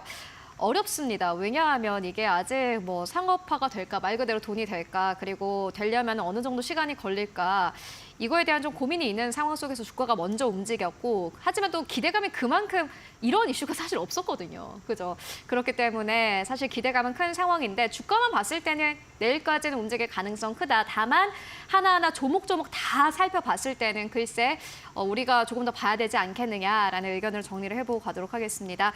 그리고 이어서 다음 기업 만나보도록 하겠습니다. 한국전력입니다. 한국전력도 역시나 마찬가지로 오늘 시장에서 주가 굉장히 강한 흐름 보여주고 있는 상황인데 11차 전력 수급 기본 계획이 발표가 됐고 오늘 시장이 좀 움직이고 있습니다. 이 기업을 왜 가지고 오셨을까요? 우선 지금 이제 한국가스공사도 좀 상한가 간 모습을 좀 보여주고 있는 상황인데 우선 지금 한국전력 같은 경우가 제가 봤을 때도 우선 약간의 좀 공기업이지만은 그래도 뭐 전기 요금이나 여러 가지 지금 정부 정책에 의한 걸 기대한다면은 지금 현재 관점에서도 약간 매수 관점을 가져가도 괜찮지 않을까라고 좀 생각이 되고 있고요. 지금 이제 신규 원전에 대한 얘기가 나와주면서 가고 있지만 결국은 이제 이 정부도 그렇고 이 요금에 대한 전기 요금에 대한 인상 부분은 피할 수 없지 않을까라고 좀 생각이 좀 되고 있고요. 지금 이제 가스 요금에 대한 인상 부분은 6월 말 정도가 거의 확실해진 상태인데 이 전력 요금 같은 경우에는 9월 말이나 12월 말에 좀 약간 뒤늦게 할 가능성이 있지만은 결국 할 수밖에 없는 상황이지 않을까라고 좀 생각이 됩니다. 우선 이제 S&P 이런 이 정해진 기준보다도 이 LNG 가격에 대한 이 원가에 대한 비용이 점점 높아지는 구간이기 때문에 뭐 이거에 대한 S&P 쪽에서의 이 인상 그리고 이 부분은 전력 가격에 대한 인상 부분이 차례대로 이루어질 가능성이 있다라고 지금 생각이 좀 되고 있고요. 그리고 이제 전력 수급 기본 계획에 대한 부분에 있어서 뭐 태양광, 원전 여러 재생 에너지에 대한 정부에서의 투자 부분이 활발해질 가능성이 크다라고 생각이 되고 있는데 지금 이제 석탄 발전 같은 경우에도 역시 이용률이 하락이 되고 있죠. 뭐 그렇기 때문에 어쩔 수 없는 트렌드로 갔을 때는 이 한국전력이 지금 이제 적재보다도 흑자에 대한 부분이 얼만큼 더 나오냐가 지금 관건이기 때문에 제가 봤을 땐 그전에 한국전력의 어떤 적자 기업에서 이 흑자를 언제 가냐 이 부분이 중요한 게 아니라 이제 흑자 폭을 얼마 정도 가져가야 될지에 대한 그 부분으로 이제 이미지가 좀 바뀌었기 때문에 한국전력이 이러한 부분을 감안한다면은 이 3월 초부터 주가 좀 과도하게 하락한 면은 분명히 좀 있다라고 생각이 됩니다. 그렇기 때문에 오늘 이 거래량과 함께 양봉을 띄웠을 때 뭐 좀 담아두는 전략 괜찮지 않을까 이렇게 판단됩니다. 네, 알겠습니다. 한국전력 지금 이 구간에서 매수도 매력적이다라는 의견으로 정리를 해보고 가도록 하겠고요. 이어서 다음 기업 만나보도록 하겠습니다. 대성창투인데 이 기업도 역시나 마찬가지로 오늘 시장에서 4% 가깝게 급등세 나오고 있고 시프트업 IPO에 대한 좀 기대감 나오고 있는 것 같습니다. 이 기업 어떻게 보실까요? 일단 시프트업이 좀 뉴스에서 계속 관심이 많이 받을수록 그리고 투자자분들의 관심을 많이 받을수록 좀 계속 화제가 되지 않을까라는 의견 드려보도록 하겠고 이 기업이 2018년부터 시프트업에 투자를 했는데 2018년과 2020년에 투자를 단행을 했고 당시 2,300억 원 수준이었으나 현재 시프트업의 시가총액 수준은 약 3조 정도로 좀 전망을 하고 있습니다. 그렇게 되었을 때 시세 차익 같은 경우는 약 10배 정도로 좀 노려볼 수가 있어서 실제 투자를 한 부분에 대해서 지분을 좀 매각을 하게 되었을 때 좀 수혜를 받을 수 있는 종목이라고 보시면 좋을 것 같고 6월 IPO가 굉장히 많습니다. 약 13건 정도가 되는데 그중에서 가장 좀 화제가 되는 게 시프트업이라는 기업이에요. 게임 쪽에서 그동안 MMORPG 대신에 콘솔 쪽으로 나아가야 한다. 그런데 콘솔 쪽에서 현재 대장 역할을 하고 있었던 기업이 시프트업이라는 기업인데 이번에 좀 상장을 할 예정입니다. 승리의 여신 니케 같은 경우도 굉장히 매출이 잘 나오고 있었던 상황 속에서 스텔라 블레이드 같은 경우도 지난달에 출시를 했는데 일본이나 미국이나 콘솔 시장에서 1위 진행하면서 굉장히 높은 긍정적인 흐름들을 펼쳐지고 있고요.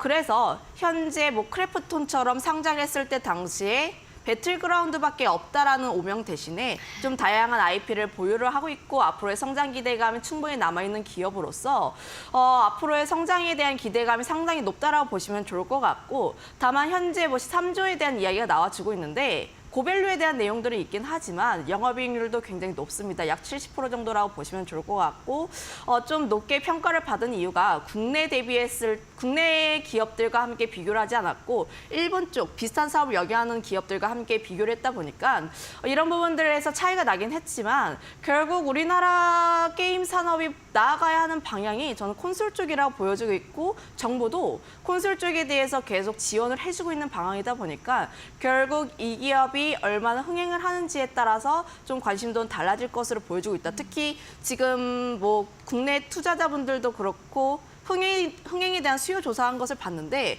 굉장히 긍정적으로 보고 있습니다. 그러면 상장하기 이전에 관련 종목군들을 찾으려는 흐름들이 계속 보여줄 만큼 대성창투라는 기업을 우리가 조금 더 관심 있게 볼 필요가 있다.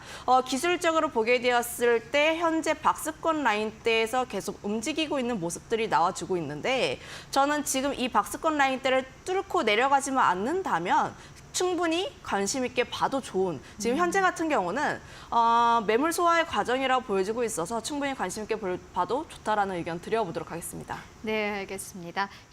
관련된 기업 함께 체크해 보시면 좋을 것 같습니다.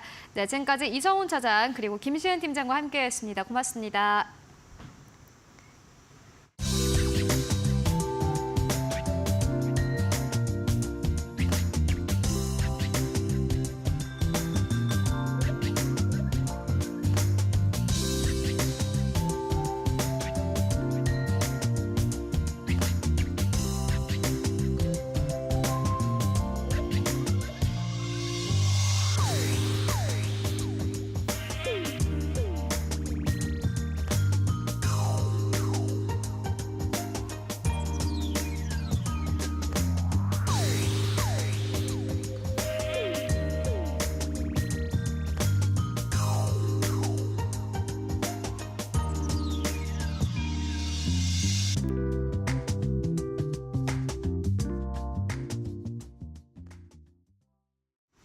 네, 마감까지 약 10분 정도 남겨두고 있습니다. 마감 전략 세워보고 가도록 하겠습니다. 오늘은 SK증권 이천지점의 서용훈 차장 연결되어 있습니다. 안녕하십니까?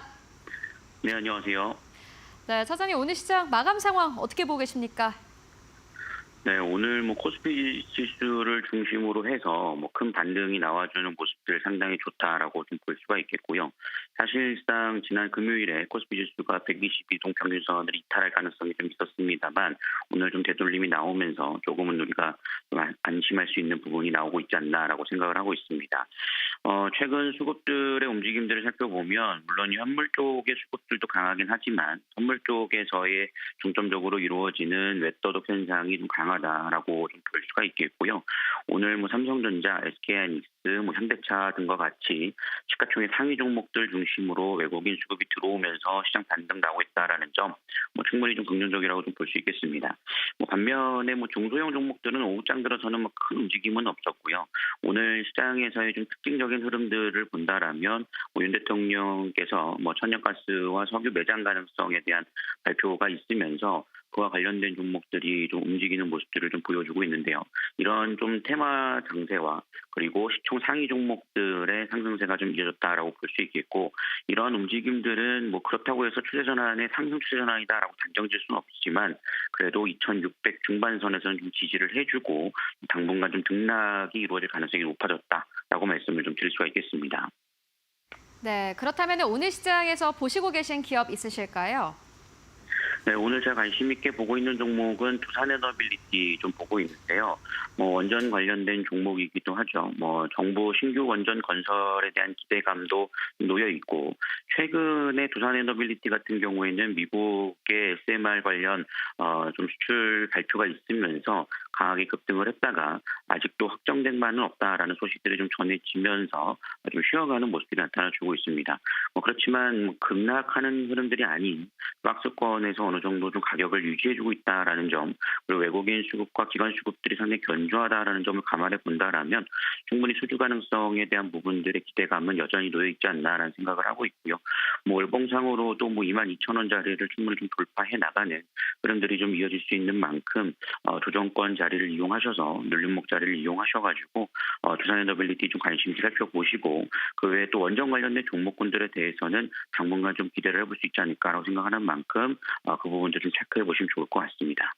네, 정부 정책주인 두산에너빌리티 지금은 좀 기간 조정에 들어간 상황이지만 앞으로 수주 가능성 생각을 해보면은 지금 매수 관점이다라는 의견으로 정리를 해보고 가도록 하겠습니다. 고맙습니다.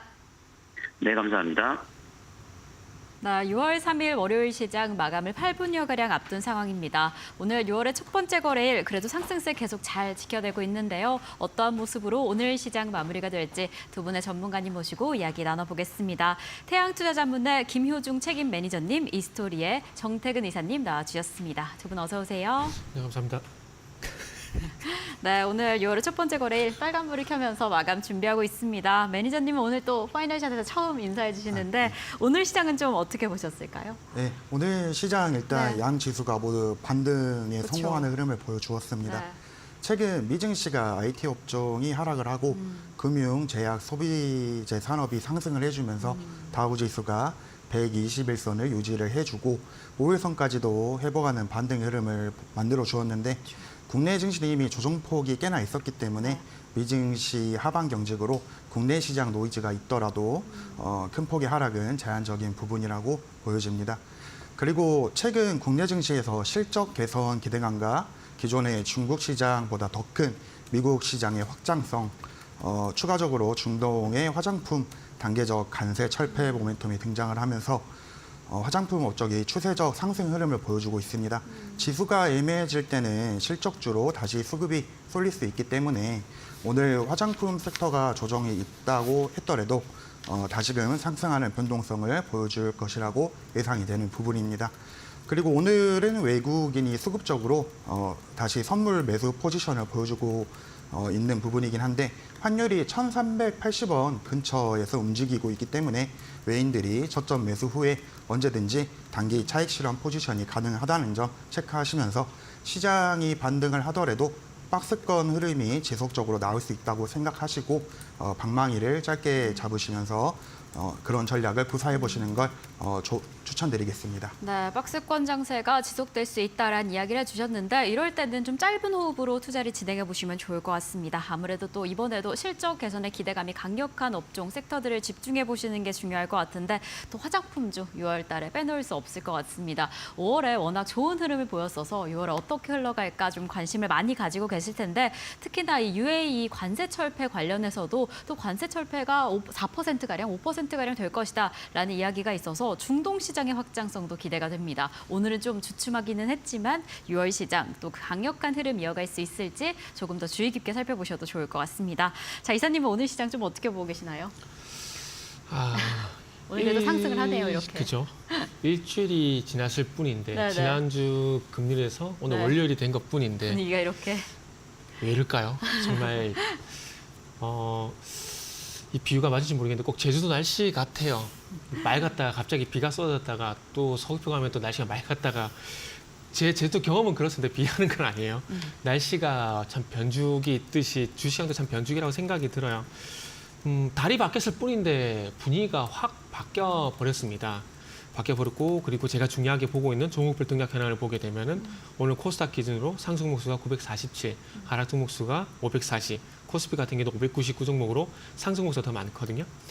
그러니까 일단 결론은 그겁니다. 달이 바뀌게 되면서 분위기가 확 바뀌었다라는 것들. 그러면서 정말 오랜만에 삼성전자가 또 강세를 보이게 되면서 시장을 이끌어주고 있고 오늘은 뭐 코스피 쪽 같은 경우는 전차군단이 이끈다라고 해도 제가 볼 때 무방하다고 생각이 들어요. 삼성전자, 하이닉스가 둘 다 현재 2% 넘게 강세를 보이고 있는 상황들이고요. 현대차 4.9%, 기아가 2.6%가량 강세를 보이게 되면서 코스피 시장을 현재 이끌어주고 있는 상황입니다. 아침 쪽만 하더라도 이제 코스피 쪽에 이제 전차군단이 강세를 보이게 되면서 오랜만에 이제 맑은 전차군단의 표현을 썼었는데 장 중반으로 넘어가게 되면서 갑자기 이제 뭐라 해야 될까요? 그 포항 테마라 해야 될까요? 포항 바다 테마라 해야 될까요? 갑자기 시추 테마라 할지 저도 잘 모르겠는데 갑자기 이제 포항 앞바다에 석유가스 매장 가능성에 대한 어떤 대통령 브리핑이 나오고 난 뒤부터 도시가스, 셰일가스, 피팅업체, 관광업체, 겨울 관련주 해가지고 다 오르고 있거든요. 그러니까 장 중반 이후에는 이거밖에 안 보여요. 대성에너지가 지금 상한가에 갔고요. 도시가스 그리고 흥구소유 같은 경우도 마찬가지로 상한가에 갔고 한국가스공사도 이제 상한가에 갔거든요.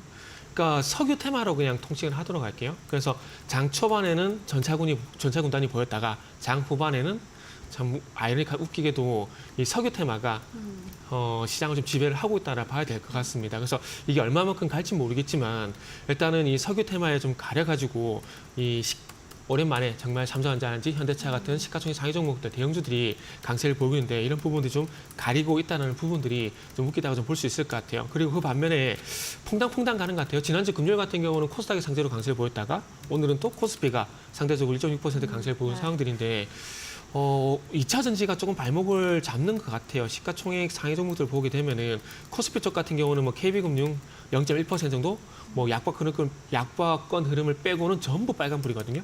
근데 코스닥 같은 경우는 반대로 에코프로비엠하고 에코프로가 약세고 HPSP, 클래시스, HLB 6%까지 약세를 보이고 있는 상황입니다. 오늘 만약에 2차 전지가 또 동반해서 강세를 보였다라면은 아마 코스닥 같은 경우도 한 1% 상승이 나오지 않았을까라는 그런 기대감을 가지고 있었는데 2차 전지가 어쨌든 좀 바닥을 빨리 좀 잡고 반등이 났으면 좋겠다는 말씀드리고 싶고 그리고 이제 알테오젠 6.99% 7%가량 강세인데요. 이건 아마 바이오 USA 관련돼 가지고 모멘텀이 좀 반영이 되게 되면서 아마 상승이 나오는 것이 아닌가 좀 봐야 될 것 같습니다. 그 외에도 이제 수급적인 측면에서 보게 된다라면은 또 외국인이 선물 매수를 또 이래도 되나 싶을 정도로 너무나 강하게 또 들어오고 있어요. 장 중반에 제가 봤을 때 15,000계약 넘게 매수가 들어왔었거든요. 근데 지금은 이제 11,000계약 정도 매수 오히려 이제 보이고 있는 상황들입니다. 그러니까 지난주 이제 수목 같은 경우는 아시다시피 외국인 현선물 쪽에서 강력한 매도가 나왔었거든요. 근데 그런 부분들이 이제 일주일 지난 오늘 되게 반대로 뒤집어졌는데 항상 극단적일 때 시장 변화가 발생되거든요. 그래서 지난주 수목 그런 현상이 있어가지고 좀 바닥을 닫지 않을까 생각을 했는데 오늘 또 대량 매수가 들어오다 보니까 또 불안하네요. 네, 그렇네요. 네, 이렇게 또 6월이 시작이 됐습니다. 정말 예측할 수 없는 변동성이 좀 강력한 흐름이 아닐까 싶은데요. 뭐 오늘은 또 영일만 앞바다에 석유 가스 매장 가능성이 부각이 되면서 석유화학 관련주가 움직이기도 했고 이에 가려지긴 했지만 반도체 관련주도 오늘 좋은 흐름을 보였습니다. 그렇다면 지수는 어떻게 마감을 준비하고 있는지 양시장 지수로 체크를 해보겠습니다. 자, 지금 코스피, 코스닥 모두 상승하는 상황입니다. 1.74% 상승하며 2,682선 지나가고 있고요. 코스닥은 0.55% 상승하면서 844선 지나가고 있습니다. 자, 수급 동향은 어떠할지 코스피 수급 동향 체크를 해보겠습니다. 외국인과 기관 투자자 담아냅니다. 기관 투자자 2거래일자 담아내고 있고요. 개인 투자자는 지난주에 3거래일째 담아내는 모습이었는데 오늘 시장 안에서는 순매도세로 장을 마감할 준비하고 있습니다. 코스닥 시장은 어떠할까요? 코스닥 시장 안에서도 외국인과 기관 투자자 담아내면서 오늘 시장 마감을 하도록 하겠습니다.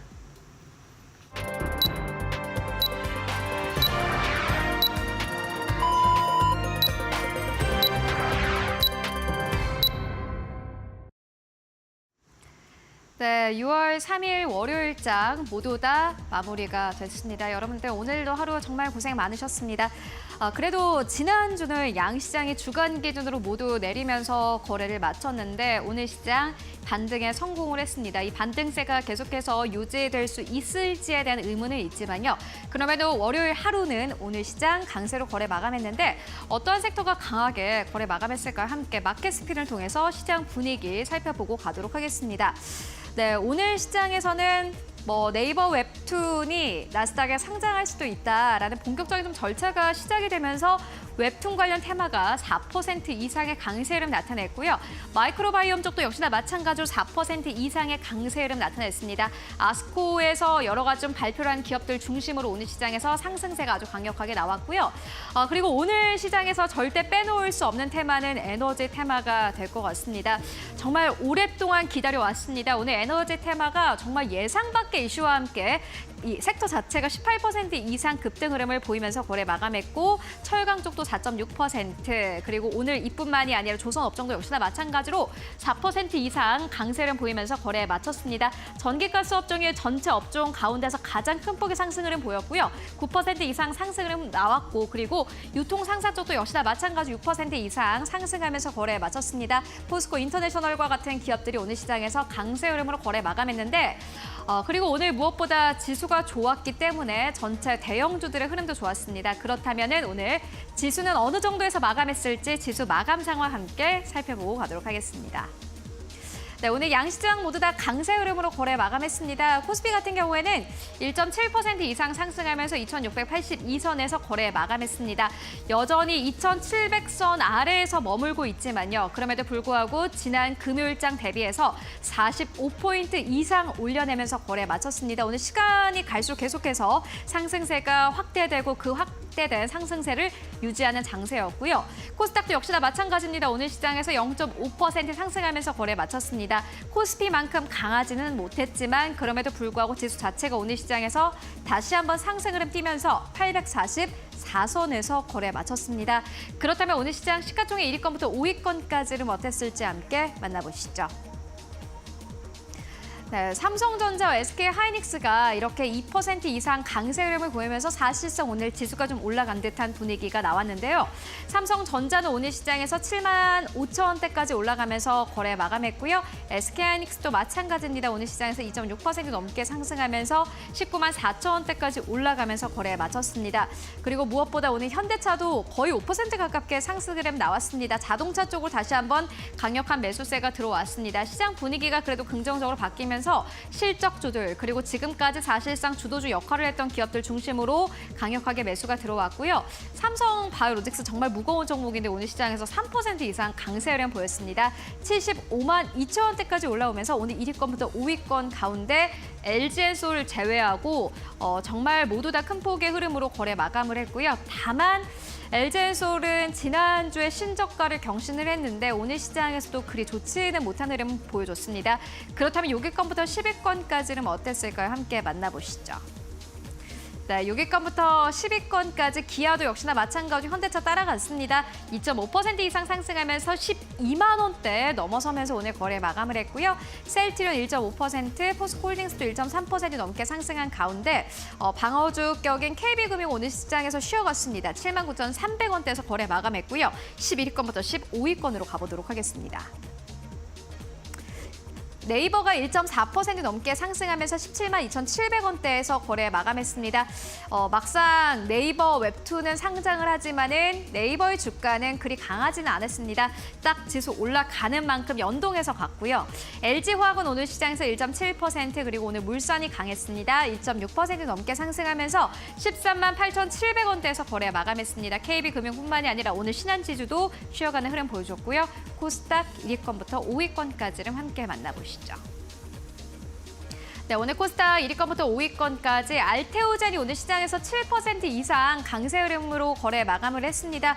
아무래도 아스코 이슈가 있었기 때문에 오늘 알테오젠 쪽으로 강력한 매수가 들어왔고 20만 원대 눈앞에 두고 거래 마감했습니다. 19만 9천 원대. 반면에 HLB 오늘 실망감으로 6% 이상 하락하면서 거래에 마쳤습니다. 아스코에서 뭔가 새로운 내용이 나오지 않을까 하는 기대감은 있었습니다만 실제로 아스코에서 별다른 내용이 발표가 되지 않았고요. 이에 따라서 오늘 시장 오히려 6만 원대를 이탈하면서 거래 마감했고 엔캠은 강보합에서 거래 마감했습니다. 지금까지 마감 상황 함께 살펴보고 왔습니다.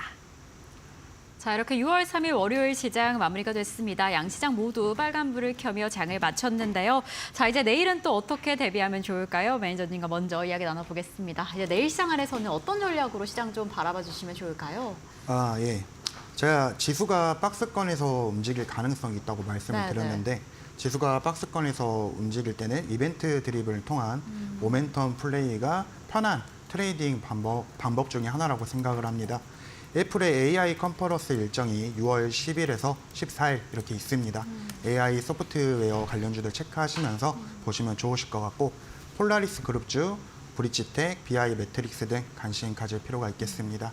또 하나의 이벤트 드리븐으로 저번 방송에서 저출산 관련 정책 일정이 언급된 부분이 있는데 관심주로 저점에서 모아가는 전략이 유효하다고 언급이 되었던 아가방 컴퍼니 상승폭이 일부 나오긴 했지만 추가적으로 변동성 트레이딩이 가능하다고 생각합니다.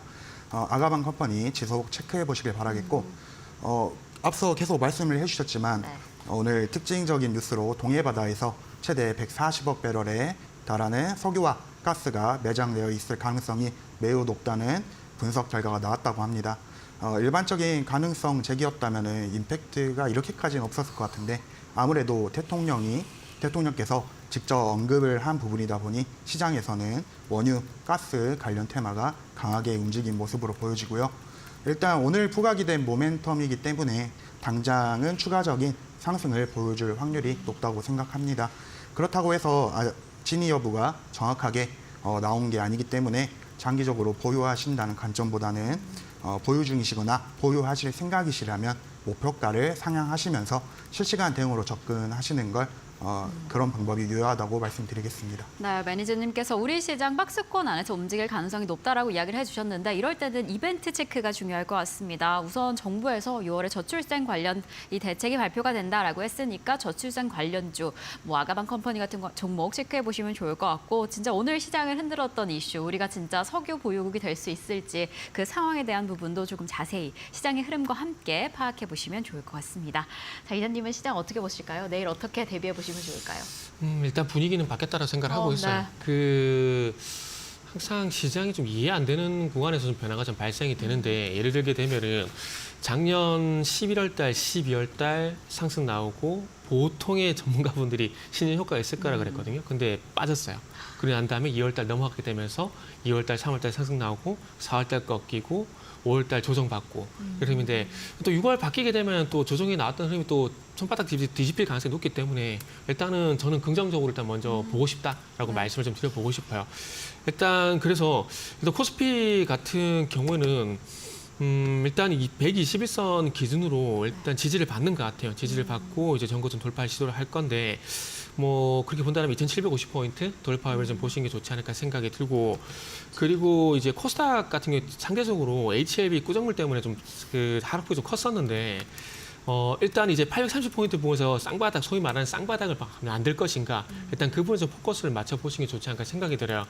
일단 상대적으로 지금 상황에서는 코스닥보다는 코스피가 좀 더 낫다라고 판단이 되는데 왜냐하면은 아시겠지만 지금 코스닥 같은 경우는 주도 업종이 상당히 조금 불분명한 상황입니다. 오늘 코스피 같은 경우에 보셨듯이 삼성전자하고 현대차가 좀 확실하게 또 이끌어지는 부분들이 있었는데 물론 아까 앵커님께서 말씀하셨듯이 코스닥 같은 경우도 뭐 반도체에 관련 종목들이 강세를 보이는 건 사실이에요. 사실이지만은 조금 이제 지난 3월 달 이전처럼 확고하게 어떤 대장 역할을 하게 되면서 시장을 이끌어주는 그런 느낌은 조금 약하다는 생각을 했거든요. 그렇기 때문에 지금은 2차 전지, 뭐 바이오 이런 것들이 발목을 잡지 않는 선에서 지난 2월 달 같은 경우는 이 코스닥이 먼저 올라갔다가 코스피에 뒤따라갔었거든요. 근데 이번은 반대로 코스피가 먼저 상승이 나오게 되면서 자연스럽게 코스닥도 따라가는 그런 흐름들이 나온지 여부가 중요할 것 같습니다. 그래서 긍정적으로 보지만은 지수 같은 경우는 코스닥 지수 같은 경우는 일단 830포인트 부분에서 소위 말하는 쌍바닥 이 부분을 한번 보시라는 말씀을 좀 드려보고 싶어요.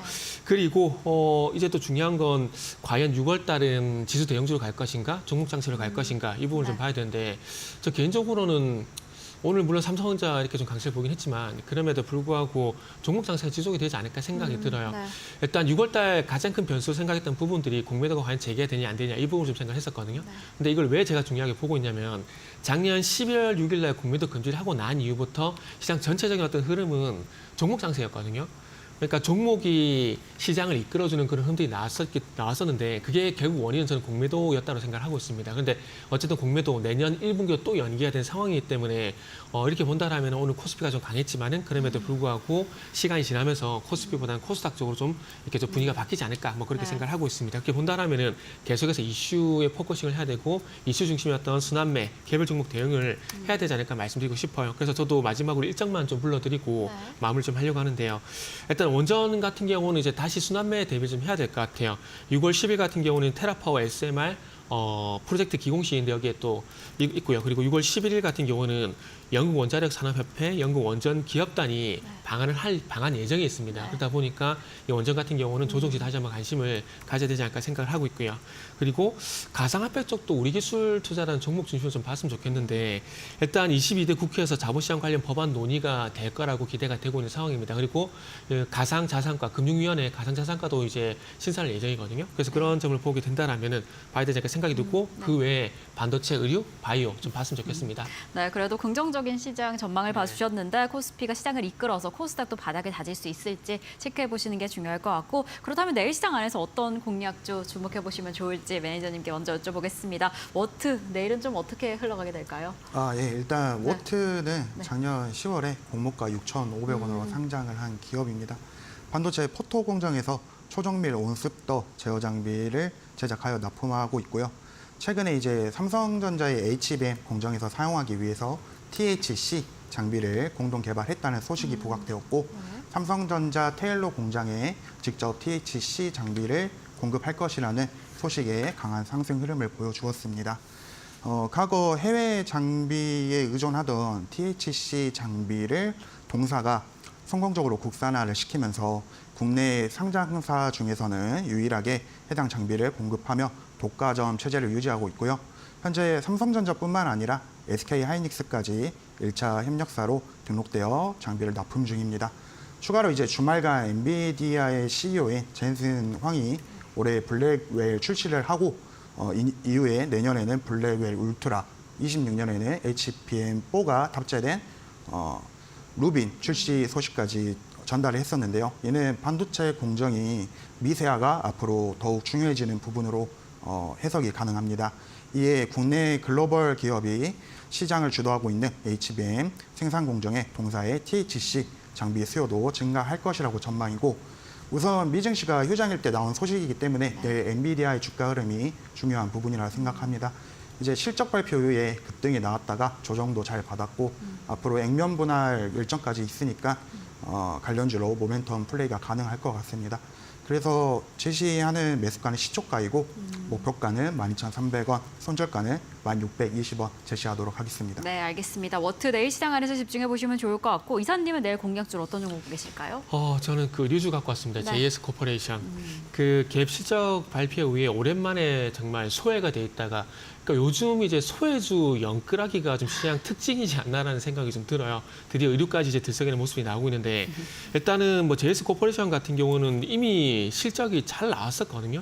근데 실적이 5일날 잠정실적 발표가 상당히 잘 나왔었는데 묻혔다가 이제 결국 갭 때문에 이슈에 좀 부각이 되고 있는데, 어쨌든 잘 아시겠지만 일단 뭐 그 미국 의료업체 갭 실적이 주당 순이익이 41센트를 기록을 하게 되면서 14센트를 뭐 3배 정도 뭐 상회하는 그런 실적이 나왔고요. 그러면서 이게 단계에 끝이 나는 게 아니라 신제품 재고 축적에 따른 어떤 발주 증가가 좀 기대가 되면서 본격적으로 의류 수요 증가 이런 부분들이 기대가 됩니다. 그리고 여름철 같은 경우도 또 의류 이제 성수기라 그러더라고요. 그렇게 본다면 1분기 때 이제 영업이 194억 원을 기록하게 되면서 118% 정도 성장했었는데 2분기, 3분기도 뭐 큰 성장이 있지 않을까 그런 생각을 하고 있습니다. 실적 개선세가 이어질까 생각을 하고 있습니다. 그래서 실적주로서 한번 JS 코퍼레이션 보시면 좋지 않을까 판단해 올 준비를 했고요.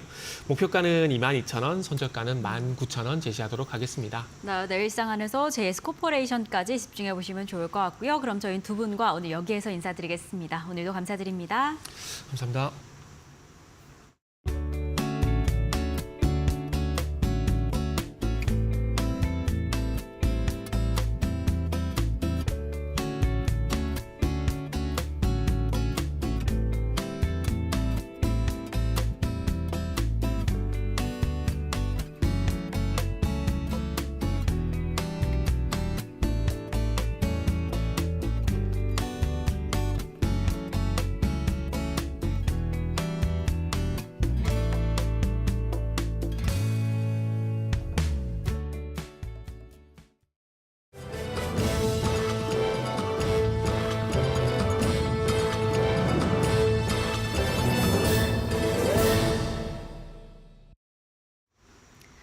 계속해서 이데일리 TV 뉴스입니다.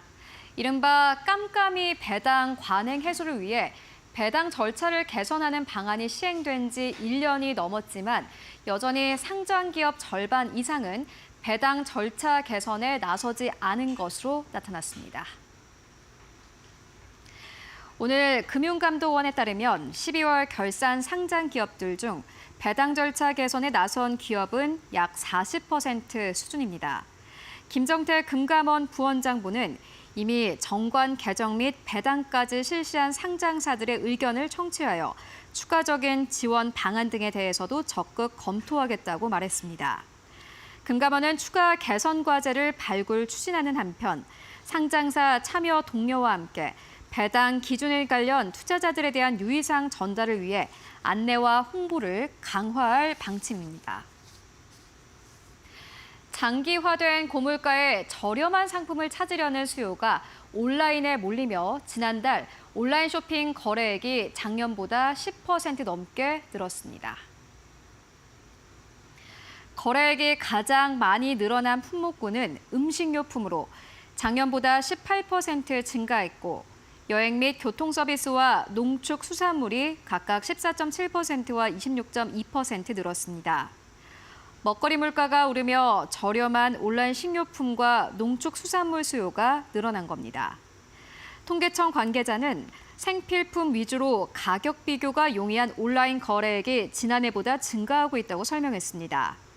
반면 가방이나 신발 등 비필수 소비재의 거래액이 지난해보다 감소했습니다.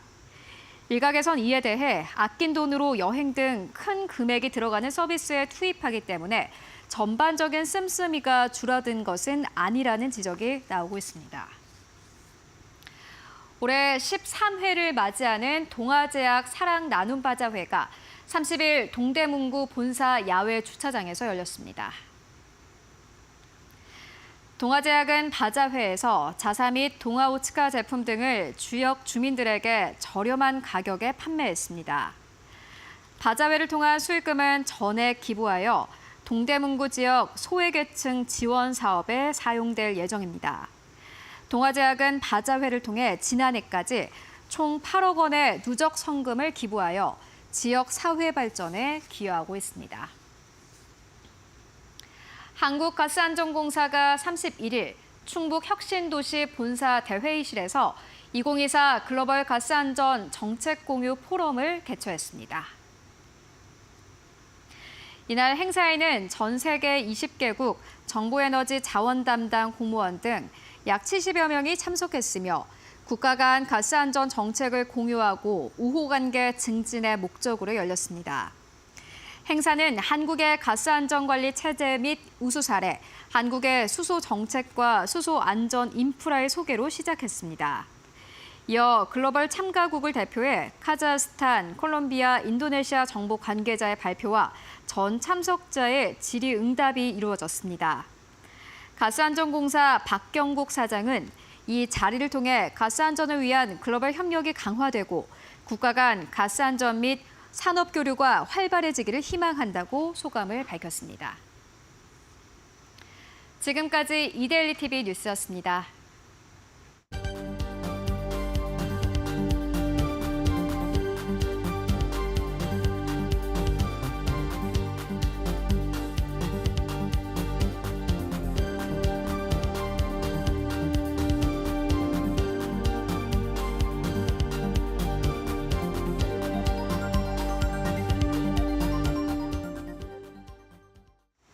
네, 오늘 저희가 준비한 소식은 여기까지입니다. 저희는 내일도 든든하게 함께하겠습니다. 시청해준 여러분 모두 고맙습니다.